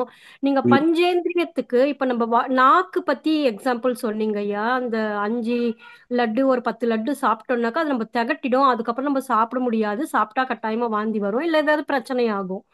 ஆனா இப்போ நம்ம கண்ணுக்கு நம்ம எடுத்துக்கிட்டோம்னா கண்ணோட இந்த புலன் பார்வை புலன் எடுத்துட்டோம்னாக்கா இப்பெல்லாம் நம்ம முதல்ல எல்லாம் ஒரு கண்ட்ரோல்ல இருந்தாங்க. இப்போ இந்த டிவி இந்த மொபைல் இதுல எல்லாம் ஒரு கண்ட்ரோலே இல்லாம இப்படி பார்த்துக்கிட்டே இருக்கா. ஆனா அந்த ஒரு போதும் என்ற இப்ப எப்படி லட்டு ஒரு 10 லட்டு சாப்பிட்ட அப்புறமா நம்மளால சாப்பிடவே முடியாதுன்ற ஒரு நிலை வருதோ, ஆனா இந்த கண்ணால பார்த்துக்கிட்டு இருந்தா அந்த ஒரு போதும்ன்ற ஒரு நிலை வராம அது மேலும் மேலும் மேலும் கூடிக்கிட்டே இருக்கு ஐயா. அது ஏன் ஐயா? ப்ளீஸ் கொஞ்சம் எக்ஸ்பிளைன் பண்ணுங்க ஐயா. அதுல கூட கண்கள் சோர்வடைது பாருங்க. கண்கள் சோர்வடைது இல்லையா? அதுதான் தாங்க முடியலன்னு சொல்லுது. Okay okay. நம்ம பார்த்த உடனே என்ஜாய் டிஃபரன்ஸ் பண்ண முடியலன்னாலும் அந்த கண்கள் நமக்கு எடுத்து காட்டக்கூடியது என்ன? கொஞ்சம் உறுத்தலா இருக்கும். இன்னும் அப்படியே பார்த்துட்டு இருந்தோம்னா இன்னும் கொஞ்சம் பயங்கர உறுத்தலாகும். அப்புறம் கண்கள் கசக்க வேண்டியிருக்கும். மறுபடியும் அது தூக்கத்துக்கு போற மாதிரி இருக்கும் இல்லைங்களா? இதெல்லாம் தான் அவருடைய இண்டிகேஷன். ஓகே. எப்படி இந்த ஸ்வீட் சாப்பிட்றதோ இண்டிகேஷன் கொடுத்துட்டு வருதோ, கடைசியே தான் வாந்தின்னு வருது. அதே போல இந்த கடைசி ஸ்டேஜ் தான் கண்களை உறுத்திக்கிட்டு இருக்கும். கண்கள் வலிக்கும். அத நம்ம அத வயிறு ஈஸியா நம்மளால அதை கண்ட்ரோல் மத்தலப் என்ன அது வேற வழியே கிடையாது. அது வாந்தி வந்துருது. ஆனா கண்ணுக்கு நம்மளுக்கு வெளிப்படையா தெரிய மாட்டேன்னுது. ஆனா உள்ள அது வேலையை காமிச்சுக்கிட்டு இருக்கும் இல்லையா? அதாவது யாரேனும் கேள்வி கேட்டா பதில் சொல்றதுக்கு ஐயா. இல்லம்மா, ஒவ்வொரு புலனுக்கும் இந்த அளவு ஜீவசக்தி அவசியம் அப்படின்றத நம்முடைய உடல் கான்சியஸை டிசைட் பண்ணி கண்கள் வழியாக ஒட்டுமொத்த ஜீவாந்த செலவுல 3/4 பங்கு கண்கள் வழியாக தான் போகும். அதனால கண்கள் அவ்வளவு சீக்கிரம் டயர்ட் ஆகாது. Okay okay. எக்ஸலென்ட் ஐயா. ரொம்ப சூப்பர் ஐயா. ஆனா நாக்கு அப்படிங்கிறது சாப்பாடு தானே, வயிற்றுக்கும் நாக்குக்கும் லிங்க் இருக்கு. அப்ப வயிறு நிறையதுன்ற கட்டத்தை வருகின்ற போது நாக்கு ஆட்டோமேட்டிக்கா அதை உணர்த்தி காட்டிடும். அதே போல பொருந்தாத இனிப்பு அது மாதிரி வரும்போதும் உடனே அது உணர்த்தி காட்டிடுது. ஆமாங்க ஐயா. அதனால இயற்கையில பாத்தீங்கன்னா நம்ம கண்கள் வந்து தூங்குற வரைக்கும் நமக்கு பயனாகணும் இல்லையா? ஆமா ஐயா. அதனால அதிகபட்சம் அதாவது 3/4 ஜீவன் சக்தியின் செலவு கண்கள் வழியாகத்தான் நிகழும்.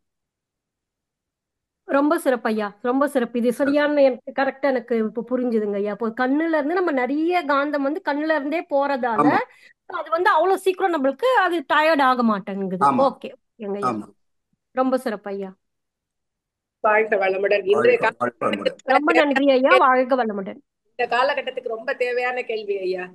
ஆமாமா என்னன்னா, எல்லாருமே மொபைல் பார்த்துட்டே இருக்காங்க. நைட்டு தூக்கம் ஆமா வரல, மொபைல் பாக்குறாங்க ஐயா. ஆனா மொபைல் பாக்குறதுனாலதான் தூக்கம் வரதும் தள்ளி போகுது. ஆமா அந்த ரேஸ் பட்டு பட்டு நமக்கு வந்து தூக்கம் வர மாட்டேங்குது. ஆமா அது வந்து தெரிஞ்சே அந்த தப்பை நம்ம பண்ணிட்டு தான் இருக்கிறோம். என்ன பண்றதுங்க ஐயா? அது வந்து அம்மா சொன்ன மாதிரி நமக்கு உடனடியா உணர்த்த மாட்டேங்குது. ஆனா கண்டிப்பா கண்ணுல ஒரு டிஸ்கம்ஃபர்ட் வருமா, அது அவங்க வந்து சொல்ல மாட்டாங்க. அவ்வளவுதான். ஒரு அழுத்தம் வரும், ஒரு இறுக்கம், ஒரு எரிச்சல், சமயத்துல கண்ணுல இருந்து தண்ணி வரும். இந்த மாதிரி எல்லாம் வரத்துக்கூடிய வாய்ப்பு இருக்கு. நம்மளே நம்மள வந்து ஒரு கண்ட்ரோல் தான் வச்சுக்கணும். ஸ்கிரீன் டைமும் வந்து ஒரு 1 மணி நேரம் 1/2 மணி நேரம் பார்க்கணும் அப்படின்னு குழந்தைகள்கிட்ட நம்ம சொல்லி ஒரு டைம் லிமிட் நம்மளே ஃபிக்ஸ் பண்ணி கொடுக்கணும்மா. வாழ்க வளமுடன். இது வந்து ரொம்ப சரிம்மா, வாழ்க வளமுடன்மா. நன்றிம்மா. வாழ்க ரொம்ப வளமுடன். சிறந்த விளக்கம் ஐயா, வாழ்க வளமுடன் ஐயா. ரொம்ப நன்றி, நன்றிம்மா. ரொம்ப நன்றி. நன்றி அம்மா. வாழ்வுடன். வாழ்க வளமுடன். நன்றிம்மா. அடுத்த அன்பராக ராஜாராமன் ஐயா. ராஜாராமன் ஐயா முதல்ல ஹேண்ட் ரைஸ் பண்ணியிருந்தாங்க. அந்த நெட்வொர்க்ல எனக்கு கட் ஆனதுல ஐயாவோடது வந்து ஓ போய் இப்ப கூட காணுமே ஐயாவ. ராஜாராமன் ஐயா.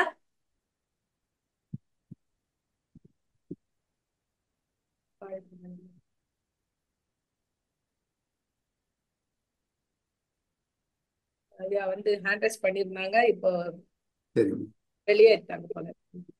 சரி, அடுத்தது சாம்சங். நீங்க பேசலாம். உங்க பேரை சொல்லி அறிமுகம் பண்ணிட்டு பேசுங்க. சாம்சங். பேரு ராம்நாத், சென்னைமா. நான் ஒரு 2 மாதம் கேட்டிருக்கேன் ஐயாவில் தான். சார் இப்போ நீங்க சொல்றீங்களே கருமம் என்ன சொல்றீங்க? கருமை கருமை வேற, ஜீவாதாரம் இது வேறங்களா? இப்போ நமக்கு முன்னோர்களோட கருமை தான் சார் நம்மள்ட்ட இருக்கு, அதோடு தானே ஆமா வரும். நீங்க தனியா எப்படி நம்ம பிரிச்சு பேசுறீங்க சார்? ஹலோ ஐயா மறுபடியும் சொல்லுங்க. இல்லை சார், ஓ ஜீவாதாரம் அதுக்கு கருமையான்னீங்க. ஆ நம்ம கர்மங்கள் நம்ம பின்னோட வருங்கிறீங்க. ஆ நம்ம கர்மம் எங்க வருது? நம்ம மூதாதைய கர்மம் தான் நம்மளுக்குள்ள வருது ஆ இல்லைங்களா? அதாவது ஆமா அது அது அது அது ஜீவாதாரம் ஒண்ணுங்களா கேட்கறேன். அதாவது ஜீவாதாரம் இல்ல, ஜீவாதாரம் என்பது லைஃப் லைவ்லிஹுட்னு சொல்லுவாங்க. ஓகே. ஜீவகாந்தம் ஜீவகாந்தம் அப்படின்றது ஜீவகாந்தம், சாரி, ஜீவகாந்தம். பயோமேட்டிக் பயோமேட்டிக். அதாவது நம்முடைய முன்னோர்கிட்ட இருந்து வருது பாருங்க. பித்ரு ஆமா. தோஷம் பிளஸ் பித்ரு புண்ணியம் ஈக்குவல் டு சஞ்சித கர்மா. ஓ ஓகே. சரிங்களா? நம்ம பிறந்து டெலிவரி ஆகிற வரைக்கும், பிறகு 3 வயசு வரைக்கும் ஒரு இன்டர்வியூ, அதாவது பதிவு இல்லாத ஒரு தெய்வீக நிலை அந்த 3 வயசு குழந்தை வரைக்கும். ஓகே. அதன் பிறகு நாம் செய்யக்கூடிய எல்லா அனுபவங்களும் தன்வினை பிராப்த கர்மா. நம்ம நம்ம நம்ம பண்றது ஸ்டார்ட் ஆகும். அம்மா பண்ணினது பண்ணி முடிச்சதெல்லாம் தன்வினை. இல்ல இல்ல, நான் சார் எக்ஸ்கியூஸ் மீ சார், நான் பண்ணதுன்னா இப்ப பண்ணதா போன ஜென்மத்துல பண்ணதான்னு தெரியாது. இப்ப பண்ணினது இந்த உடம்புல நீங்க பண்ணினது. Okay okay. அதுக்கு பேரு பண்ணதே பண்றது எல்லாமே. ஓகே. அது பிராப்த கர்மா சொல்லக்கூடிய தன்வினை. ஓகே. பிறக்கும் போது கொண்டு வந்தது முன்வினை. இப்ப இதுக்கு அந்த கர்மயத்துக்கு சம்பந்தம் இல்லை இல்லைங்களா ஐயா? கருமயத்துல பதிந்தால்தான் பதிவு இல்ல, பதிவு இப்ப இருக்கிற பதிவாகும், பழத்துல பதிவாகாது. தேங்க்யூ. கருமையம் தனி தெரியாது, கருமயத்தோடு அனுபவங்கள் பதிந்தால்தான் ஆத்மான பேரு. ஓகே. வாழ்க வளமுடன். வாழ்க வளமுடன் ஐயா. ஐயா பதில் போது கொஞ்சம் அமைதியா கேளுங்க. கேள்வி கேட்டுட்டு நீங்களும் கூடவே பேசிட்டு இருந்தா உங்களுக்கு புரியாதுங்க ஐயா, அதுக்காக தான் சொல்றேன். நன்றி. வாழ்க வளமுடன். ராஜாராமன் ஐயா, நீங்க கொண்டு வந்துறீங்களா? ராஜாராமன் ஐயா, வாழ்க வளமுடன். உங்களுக்கு அன்மியூட் கொடுத்திருக்கேன், நீங்க பேசலாங்க ஐயா. வாழ்க வளமுடன். நீங்க கொடுத்திருக்கீங்க, எனக்கு வரலம்மா. எனக்கு அதான் ஐயா இப்ப திருப்பி கொடுத்திருக்கேன் ஐயா. எனக்கு வரவே இல்ல. போனது கூப்பிட்டீங்க, அழைத்தி பார்த்தா வரவே இல்லை எனக்கு. நன்றிமா ஐயா. வணக்கம் ஐயா. கேக்குதே ஐயா, பேச கேக்குதே. என் பேர் ராஜாராமன், சென்னை பழந்தாங்கல் பேசுறேயா. சொல்லுங்க ஐயா. நல்ல அருமையான கருத்துரை கொடுத்தீங்க, நல்ல விளக்கங்கள்லாம் கொடுத்தீங்க. எனக்கு 2 கேள்வி இருக்குய்யா. ஒண்ணு வந்து இப்போ அன்றாட வாழ்க்கையில நடக்கக்கூடிய சம்பவத்தை வச்சு ஒரு கேள்வி கேட்கிறேன். இப்ப இந்த பொறி புலன் பத்தி நீங்க பேசிருக்கீங்க. ஆனால் நம்ம என்ன பண்றோம், வீட்டுல எலி தொல்லை இருந்தா எலிப்பொறி வச்சு எலியை பிடிக்கிறோம். அந்த எலிப்பொறிக்கும் நீங்க சொன்ன பொறிக்கும் என்ன வித்தியாசம்? அதாவது எலி பொறின்னு சொல்றோம் இல்லையா, உள்ள போது சிக்கிக்குது எலி. ஆமா. அதே போல நாமும் இந்த புலன் சுகத்தை சிக்கிட்டு தான் இருக்கிறோம் இல்லைங்களா? அத பொறி வச்சு பிடிக்குதும்பாங்கல்ல. ஆமா ஆமா. அது மாதிரி நமக்கு தெரியாமயே பொறி வச்சு நம்ம சிக்க வச்சுட்டாங்க. ஒரு அருமையான ஒரு ஹாஸ்யமான பதில் கொடுத்தீங்க, நன்றி. அடுத்த கேள்வி வந்து, உங்களுடைய பேச்சில வந்து மத்தியில கட் ஆயிருது. வேதாத்திரிய கருத்துக்களும் பகவத்கீதை சாப்டரும் ஒட்டி பேசுனீங்க. அது என்னால ஃபுல்லா கேட்க முடியல. அது கொஞ்சம் மறுபடியும் சொல்றீங்களா? எதுங்க வேதாத்திரிய கருத்துக்களும் பகவத்கீதையினுடைய சாப்டர்ஸ் 1-2 பேர் சொன்னீங்க. எந்த சாப்டருங்க? ஐயா நீங்க அர்ஜுனன் வந்து ஆசைக்கு உவமானமா அறிவுக்கு ஆமா மகாபாரதம் சொன்னீங்க, அது சொல்றீங்களா ஐயா? கர்ம நின்யாச யோகம் சொன்னீங்க. அந்த இடத்துல கட்டாயத்து கேட்க முடியல. அது என்ன கேட்கலாம்? எனக்கு சரியா கேட்சாலிங்க. எந்த இடத்துல சொல்றீங்க எனக்கு சரியா பிடிக்க முடியலைங்க ஐயா. ஐயா உங்களுடைய பேச்சு முடிவு வரும்பொழுது பகவத்கீதையினுடைய சாப்டர்ஸினுடைய கடைசி 2 சாப்டர் பேர் சொன்னீங்க. Okay okay okay. அதாவது இப்போ ஞான கர்ம சந்நியாச யோகம் இல்லைங்களா, உணர்ப்புலன்கள் செயல்புலன்கள் இருந்து நம்ம அந்த பற்றில் விடுபட வேண்டும் என்று சொல்வது ஞான கர்ம சந்நியாச யோகம்.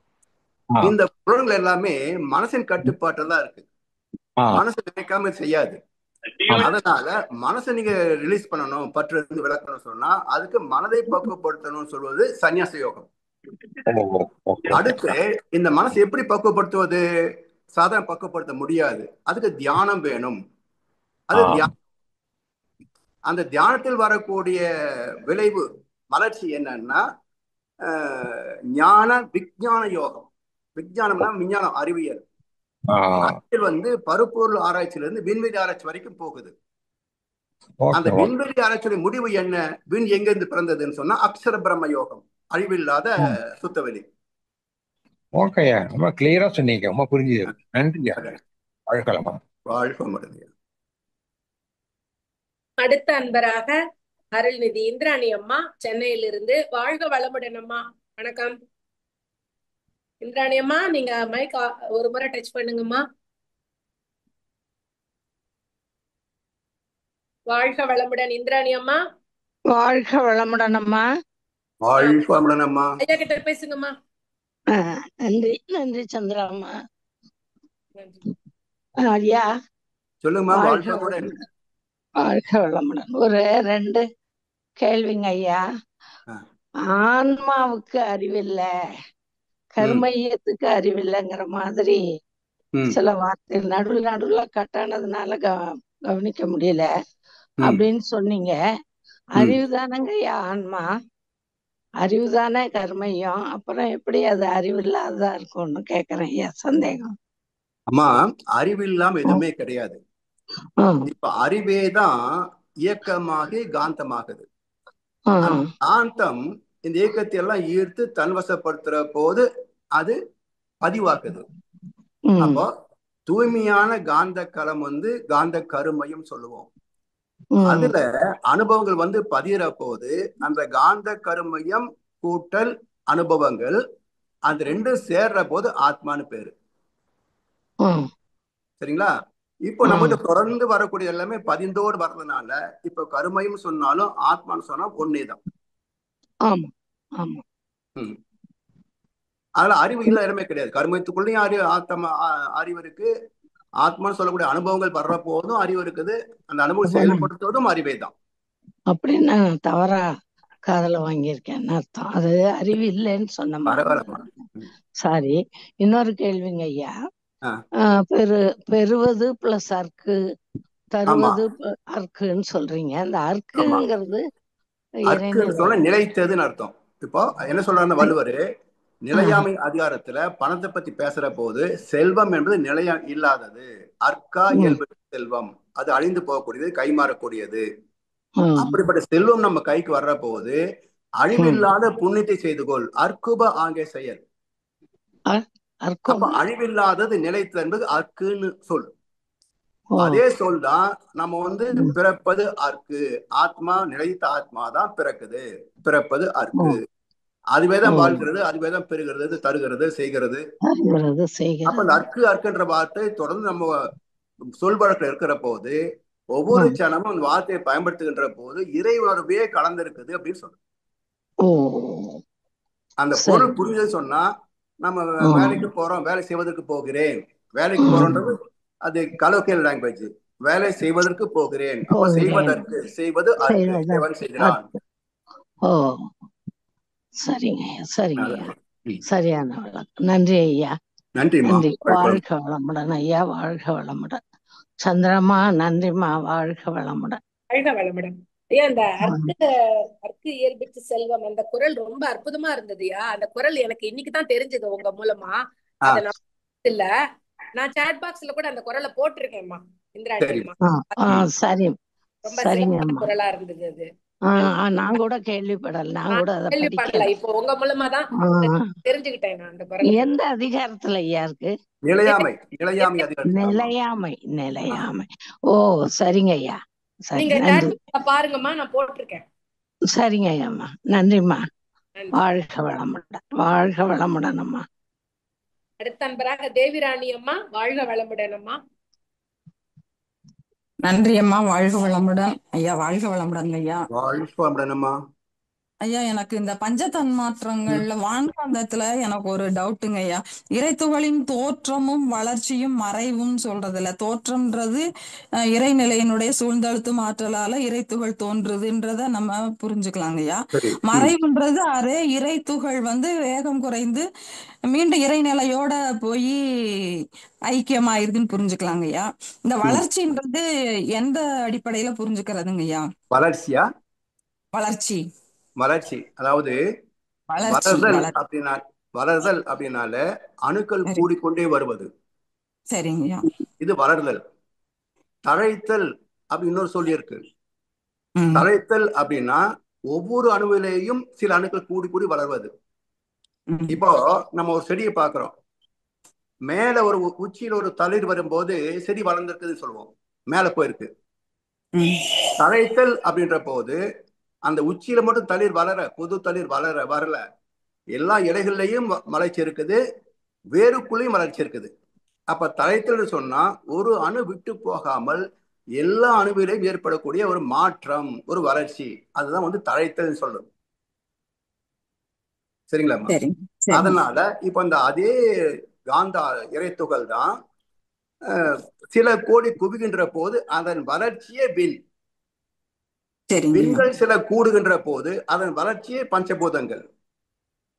இதனோடு நவக்கோள்கள் இதெல்லாம் சேர்ற போது இதன் வளர்ச்சியே ஜீவகாந்தம், ஜீவன்கள். வளர்ச்சின்றது பிரபஞ்சத்தோடைய மொத்த பிரபஞ்சம் வளர்ந்து கொண்டே இருக்கிறது, பிரபஞ்சம் வளர்ந்துட்டே இருக்குது, புதிய புதிய இறைத்துகள்கள். ஆமா, பிரம்மம் என்ற சொல்லுக்கு பொருளே எவர் lasting and ever increasing. So the universe is everlasting and ever increasing என்பது அறிவியல் உண்மை. ஓகேங்கய்யா, நன்றிங்கய்யா. அடுத்து இன்னொரு கேள்விங்கய்யா. இப்ப இந்த சுவை, வண்ணங்கள், சுவை, மனம் அப்படின்ற தலைப்புல இருக்குங்கய்யா. இப்ப இந்த வண்ணங்கள்னு வரும்போது இந்த 5 தன்மாத்திரைகள்ல ஒளி ரெண்டு மின்சாரமாகவும், சுவை, மனம் இரண்டும் ரசாயனம் அப்படின்ற மாற்றத்தை சொல்றாங்க. ரசம்ன்றது அயனம்ன்றது மாற்றம்னு சொல்றோங்கய்யா. இப்ப இந்த அழுத்தம்ன்றது என்னவாங்கய்யா மாறுது? அப்பன்னா 4 தானே இங்க சொல்லியிருக்காங்க. அதாவது இதுல அழுத்தம் பிரஷர் இருக்கு இல்லையாமா? ஆமாங்கய்யா. முதல் தன்மாற்றம், அதாவது விண்ணிலை அழுத்தம். அந்த அழுத்தத்தின் வளர்ச்சி, அழுத்தத்தின் திணிவே ஓசை. அப்ப முதல் தன்மாற்றத்தை, அது தன்மாற்றம் மட்டுமே அதை எடுத்துக்கலாமாங்கய்யா அழுத்தத்தை? இல்ல, தன்மாற்றம் எல்லாமே. மகிழ்ச்சி சிம்பிளா உதாரணம் சொல்றேன் பாருங்க. இந்த பஞ்சபூதத்தை பத்தி நம்ம பேசின போது சாமிஜி வந்து ரொம்ப சரி. எளிமையா புரிஞ்சுக்கலாம் அப்படின்னு சொல்லி இப்ப ம் கை வச்சுட்டாங்க. இந்த விரல வச்சு இப்ப தொட்டா ம் தொடுதல் இல்லையா, ஆமா.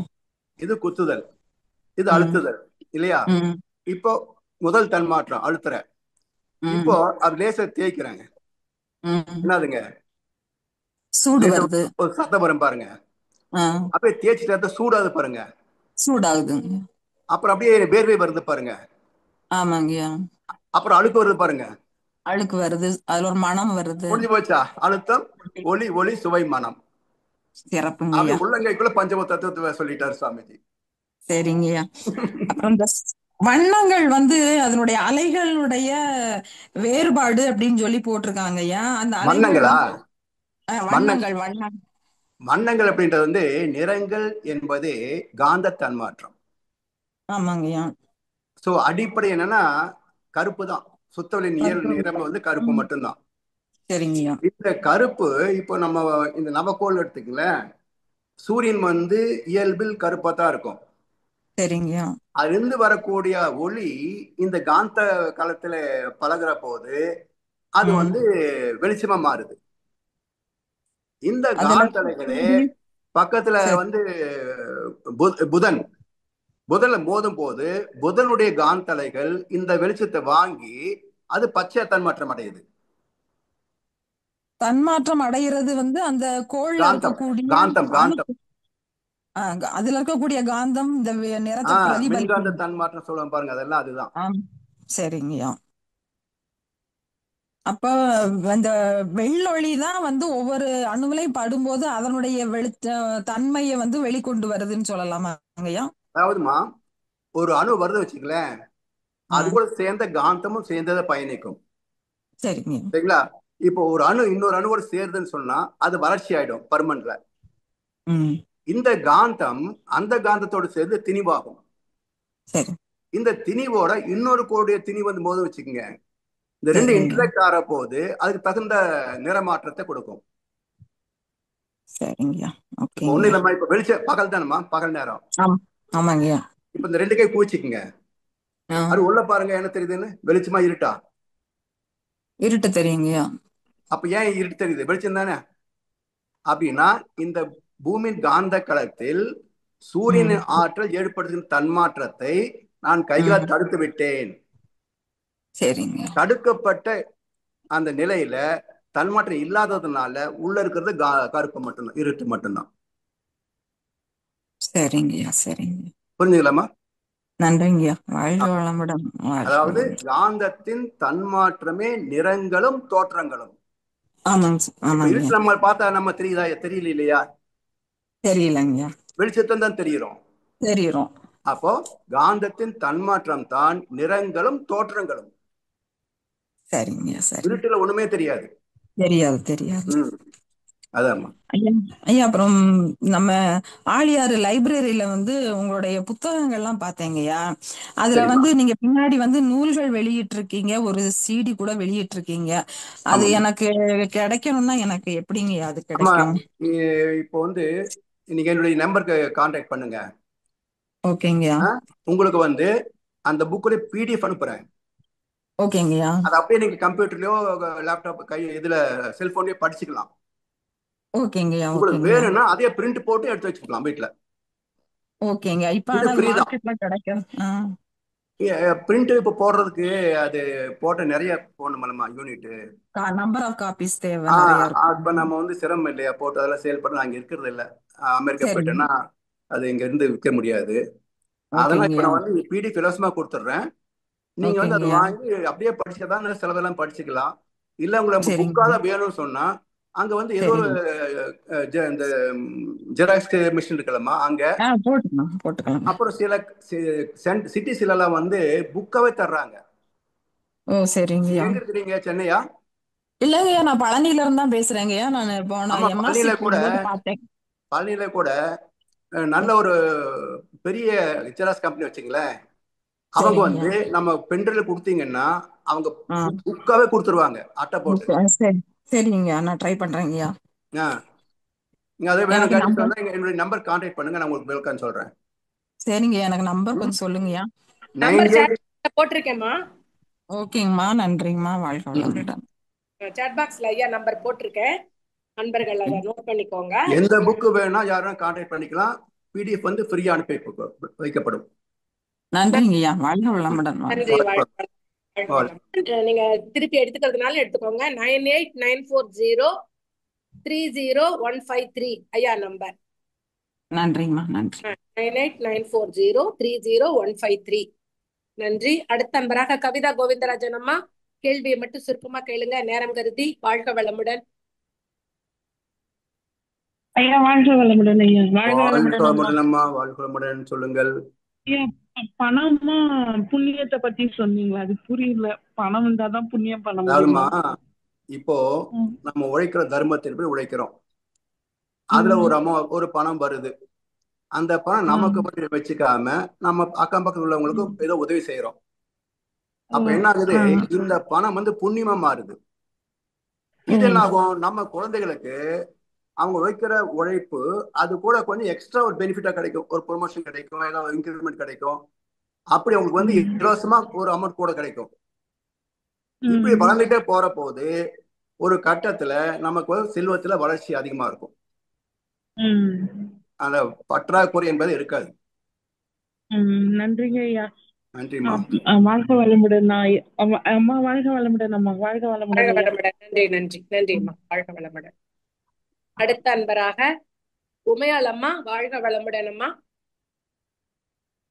ஐயா இன்னும் ஒரு நிறைவு பண்ணிக்கலாங்க ஐயா. சரிம்மா, வாழ்க வளமுடன். உமையாள் அம்மா, நீங்க கேள்வி கேட்கலாம் ஐயா.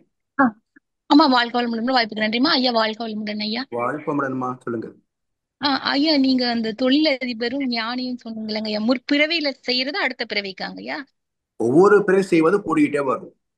ஒவ்வொரு பிறவிலையும் ஒவ்வொரு பிறவி செய்யறதும், ஏன்னா 7 தலைமுறை வரைக்கும் ஒரு பதிவுடைய தாக்கம் இருக்கு இல்லைங்களா? ஆமாங்க ஐயா. அப்போ ஒவ்வொரு தலைமுறையிலேயும் நம்ம வந்து அறம் சார்ந்து வாழ்ந்தால், நம்ம சம்பாதிக்கிறது நமக்கு மட்டும் வச்சுக்காம யாருக்கு தேவைப்படுதோ அவங்க உதவி செய்யக்கூடிய அந்த நேரத்தோடு வந்தோம்னா ஒவ்வொரு பிறப்பிலும் இதனுடைய பலன் வந்து கூடிக்கிட்டே போகும். சரிங்களாம்மா? அதனாலதான் புண்ணியத்தின் பலன் பணம். அப்படி பணம் வர்ற போது அதை ஆடம்பரமா உலகத்தை நம்ம செலவு பண்ணாம அது 4 பேர் நல்லா செஞ்சோம்னா இந்த பணம் மீண்டும் புண்ணியமாக மாறி போகும். சரிங்களா? சரிங்க சரிங்க. அதுதான் வள்ளுவர் சொல்றாரு, அற்கா இயல்பெற்று செல்வம். பணம் என்று நம்ம கையில நிக்காது, செலவாயிரும், வீணாயிரும், எப்படியோ போயிரும். அதனால அது கைக்கு வந்த உடனே அதை நிலைத்த புண்ணியமாக மாற்றிவிடு. அற்குப ஆங்கே செயல். சரிங்களா? சரிங்க ஐயா, சிறப்புங்க ஐயா, நன்றிங்க ஐயா, வாழ்க வளமுடன் ஐயா. நன்றி அம்மா, வாழ்க வளமுடன். நன்றிமா, வாழ்க வளமுடன். நிறைவா நண்பராக குணாலா அவர்களை அன்போடு அழைக்கின்றோம். வாழ்க வளமுடன் ஐயா. வாழ்க வளமுடன். வாழ்க வளமுடன்மா, சொல்லுங்கள். இப்போ பணம் இருந்தும் அறத்தை சார்ந்து வாழ்றவங்களுக்கு துன்பம் வந்து கொண்டுதான் இருக்குது. அது எதனால வருதுங்க ஐயா? ஆமா, நம்ம கிட்ட நிறைய வெரைட்டி ஆஃப் இம்பரன்ஸ், பல வகையான பதிவுகள் இருக்கு. இப்போ பணம் வசதியா இருந்தா மட்டும் எல்லாமே நிறைஞ்சு சொல்ல முடியாது. அதனுடைய பணம் வருது, அதே சமயத்துல ஏற்கனவே செஞ்ச பாவமும் சேர்ந்தே வருது. அப்படின்னா இப்போ ரீசெண்ட் நேற்றுக்கு நான் கேள்விப்பட்ட ஒரு செய்தி, இங்க கோயம்புத்தூர்ல ஒரு புகழ்பெற்ற ஒரு தொழில் நிறுவனம், நல்ல வருமானம், நிறைய கோடிக்கணக்கு வருது. ஆனா அவருடைய ஒரே ஒரு மகன் ஒரு விபத்துல போயிட்டார். அப்போ ஒரு புண்ணியம் இந்த தொழிலே நல்ல மேன்மைக்கு தந்தது, ஒரு பாவம் சந்ததியை அழிச்சிடுச்சு. அப்போ ரெண்டுமே அவருக்குள்ளதான் இருக்குது. பணம் மூலமெல்லாம் புண்ணியம்னு அர்த்தம் இல்ல. சரிங்களா? இல்ல, அவங்க வந்து அறத்தை சார்ந்துதான் வாழ்றாங்க. அறத்தை சார்ந்து வாழும் பொழுதும் அவங்களுக்கு துன்பம் தான் வருது. அது எப்படி பாக்குறீங்கன்னா, இந்த உடம்பை மட்டும் பாக்குறீங்க, இன்னைக்கு இவர் எப்படி இருக்கிறார் மட்டும் பாக்குறீங்க. இவருக்கு முன்னாடி 6 தலைமுறை கணக்கு இருக்கு. அவங்க எப்படி வாழ்ந்தாங்க நமக்கு தெரியாது. அதனால முன்னோர் செய்த ஒன்று அது இப்போ மெச்சூரிட்டி டைம் ஆயிடுச்சுன்னு வச்சுங்களேன், நல்லவர்களுக்கே துன்பம் வரும். அதனாலதான் வள்ளுவர் என்ன சொல்லுவாருன்னா, ஒரு பல்லக்குல போறாங்க, 4 பேர் சுமக்கிறாங்க, நம்ம என்ன சொல்றோம், சுமந்துட்டு போறோம் பாவிகள், உட்கார்ந்து போறோம் புண்ணியவா அப்படிங்கிறோம். அப்படி நினைக்க வேண்டாம். அறத்தாறு இது வேற வேண்டாம், சிவிகை பொறுத்தானோட ஊர்தான் இடை. அது ஒரு தொழில், அவ்வளவுதான். எதை வச்சு நீ பார்க்கணும் அப்படின்னா, அவன் வாழ்க்கை சந்திக்கின்ற நோய்கள், ஆரோக்கியம், பிரச்சனைகள், நட்டம், லாபம், இதை வச்சுதான் கணிக்கணுமே தவிர 4 பேர் சுமந்து போறாங்க, ஒருத்தர் உட்கார்ந்து போறாங்க பார்த்து பாவ புண்ணியத்தை கணக்கு போடாதே அப்படின்னு வள்ளுவர் சொல்றாரு. சரிங்க சரி. ஆனா ஒவ்வொருக்குள்ள ரெண்டுமே இருக்குமா. சரிங்க, ரொம்ப நன்றிங்க ஐயா. அப்புறம் உங்களுடைய கிளாஸ் ஒன்னு ஸ்டேட்ஸ்ல எடுக்கிறீங்கன்னு சொன்னீங்க இல்லைங்க ஐயா, லாஸ்ட் கிளாஸ்ல அந்த பாஸ்வேர்டு ஐடி சொல்றேன்மா. சிகாகோல இருந்து நடக்குது, காலை 5 மணி அவங்களுக்கு, நமக்கு வந்து மாலை 3 4:30 முதல் 5:30 வரைக்கும். இன்னிலிருந்து அவங்க டைம் மாறுது. நேற்று வரைக்கும் 3:30 இருந்தது, இன்னிலிருந்து சிகாகோ டைம் மாறுது. அதனால நமக்கு மாலை 4:30 முதல் 5:30 வரைக்கும். அவருடைய ஐடி வந்து 682 682 105 105 214 214. பாஸ்வேர்ட் 0. சரிங்க ஐயா. 682 105 214 பாஸ்வேர்ட் சைபர். ரொம்ப நன்றிங்க ஐயா. 4:30 மணிக்கு 4:30 மணி. சரிங்க ஐயா. வாழ்க வளமுடன். டெய்லி உண்டு. வாழ்க வளமுடன். சரிங்க ஐயா. வாழ்க வளமுடன். நன்றி. வாழ்க வளமுடன். மிக்க நன்றி ஐயா. நிகழ்ச்சி நிறைவு பண்ணிக்கலாமா ஐயா? பதிக்கலாமா? வாழ்க வளமுடன். நன்றிங்க ஐயா. வாழ்க வளமுடன். நம் கடமை அறவாழ்வின் நாட்டத்தே சிறக்கட்டும்.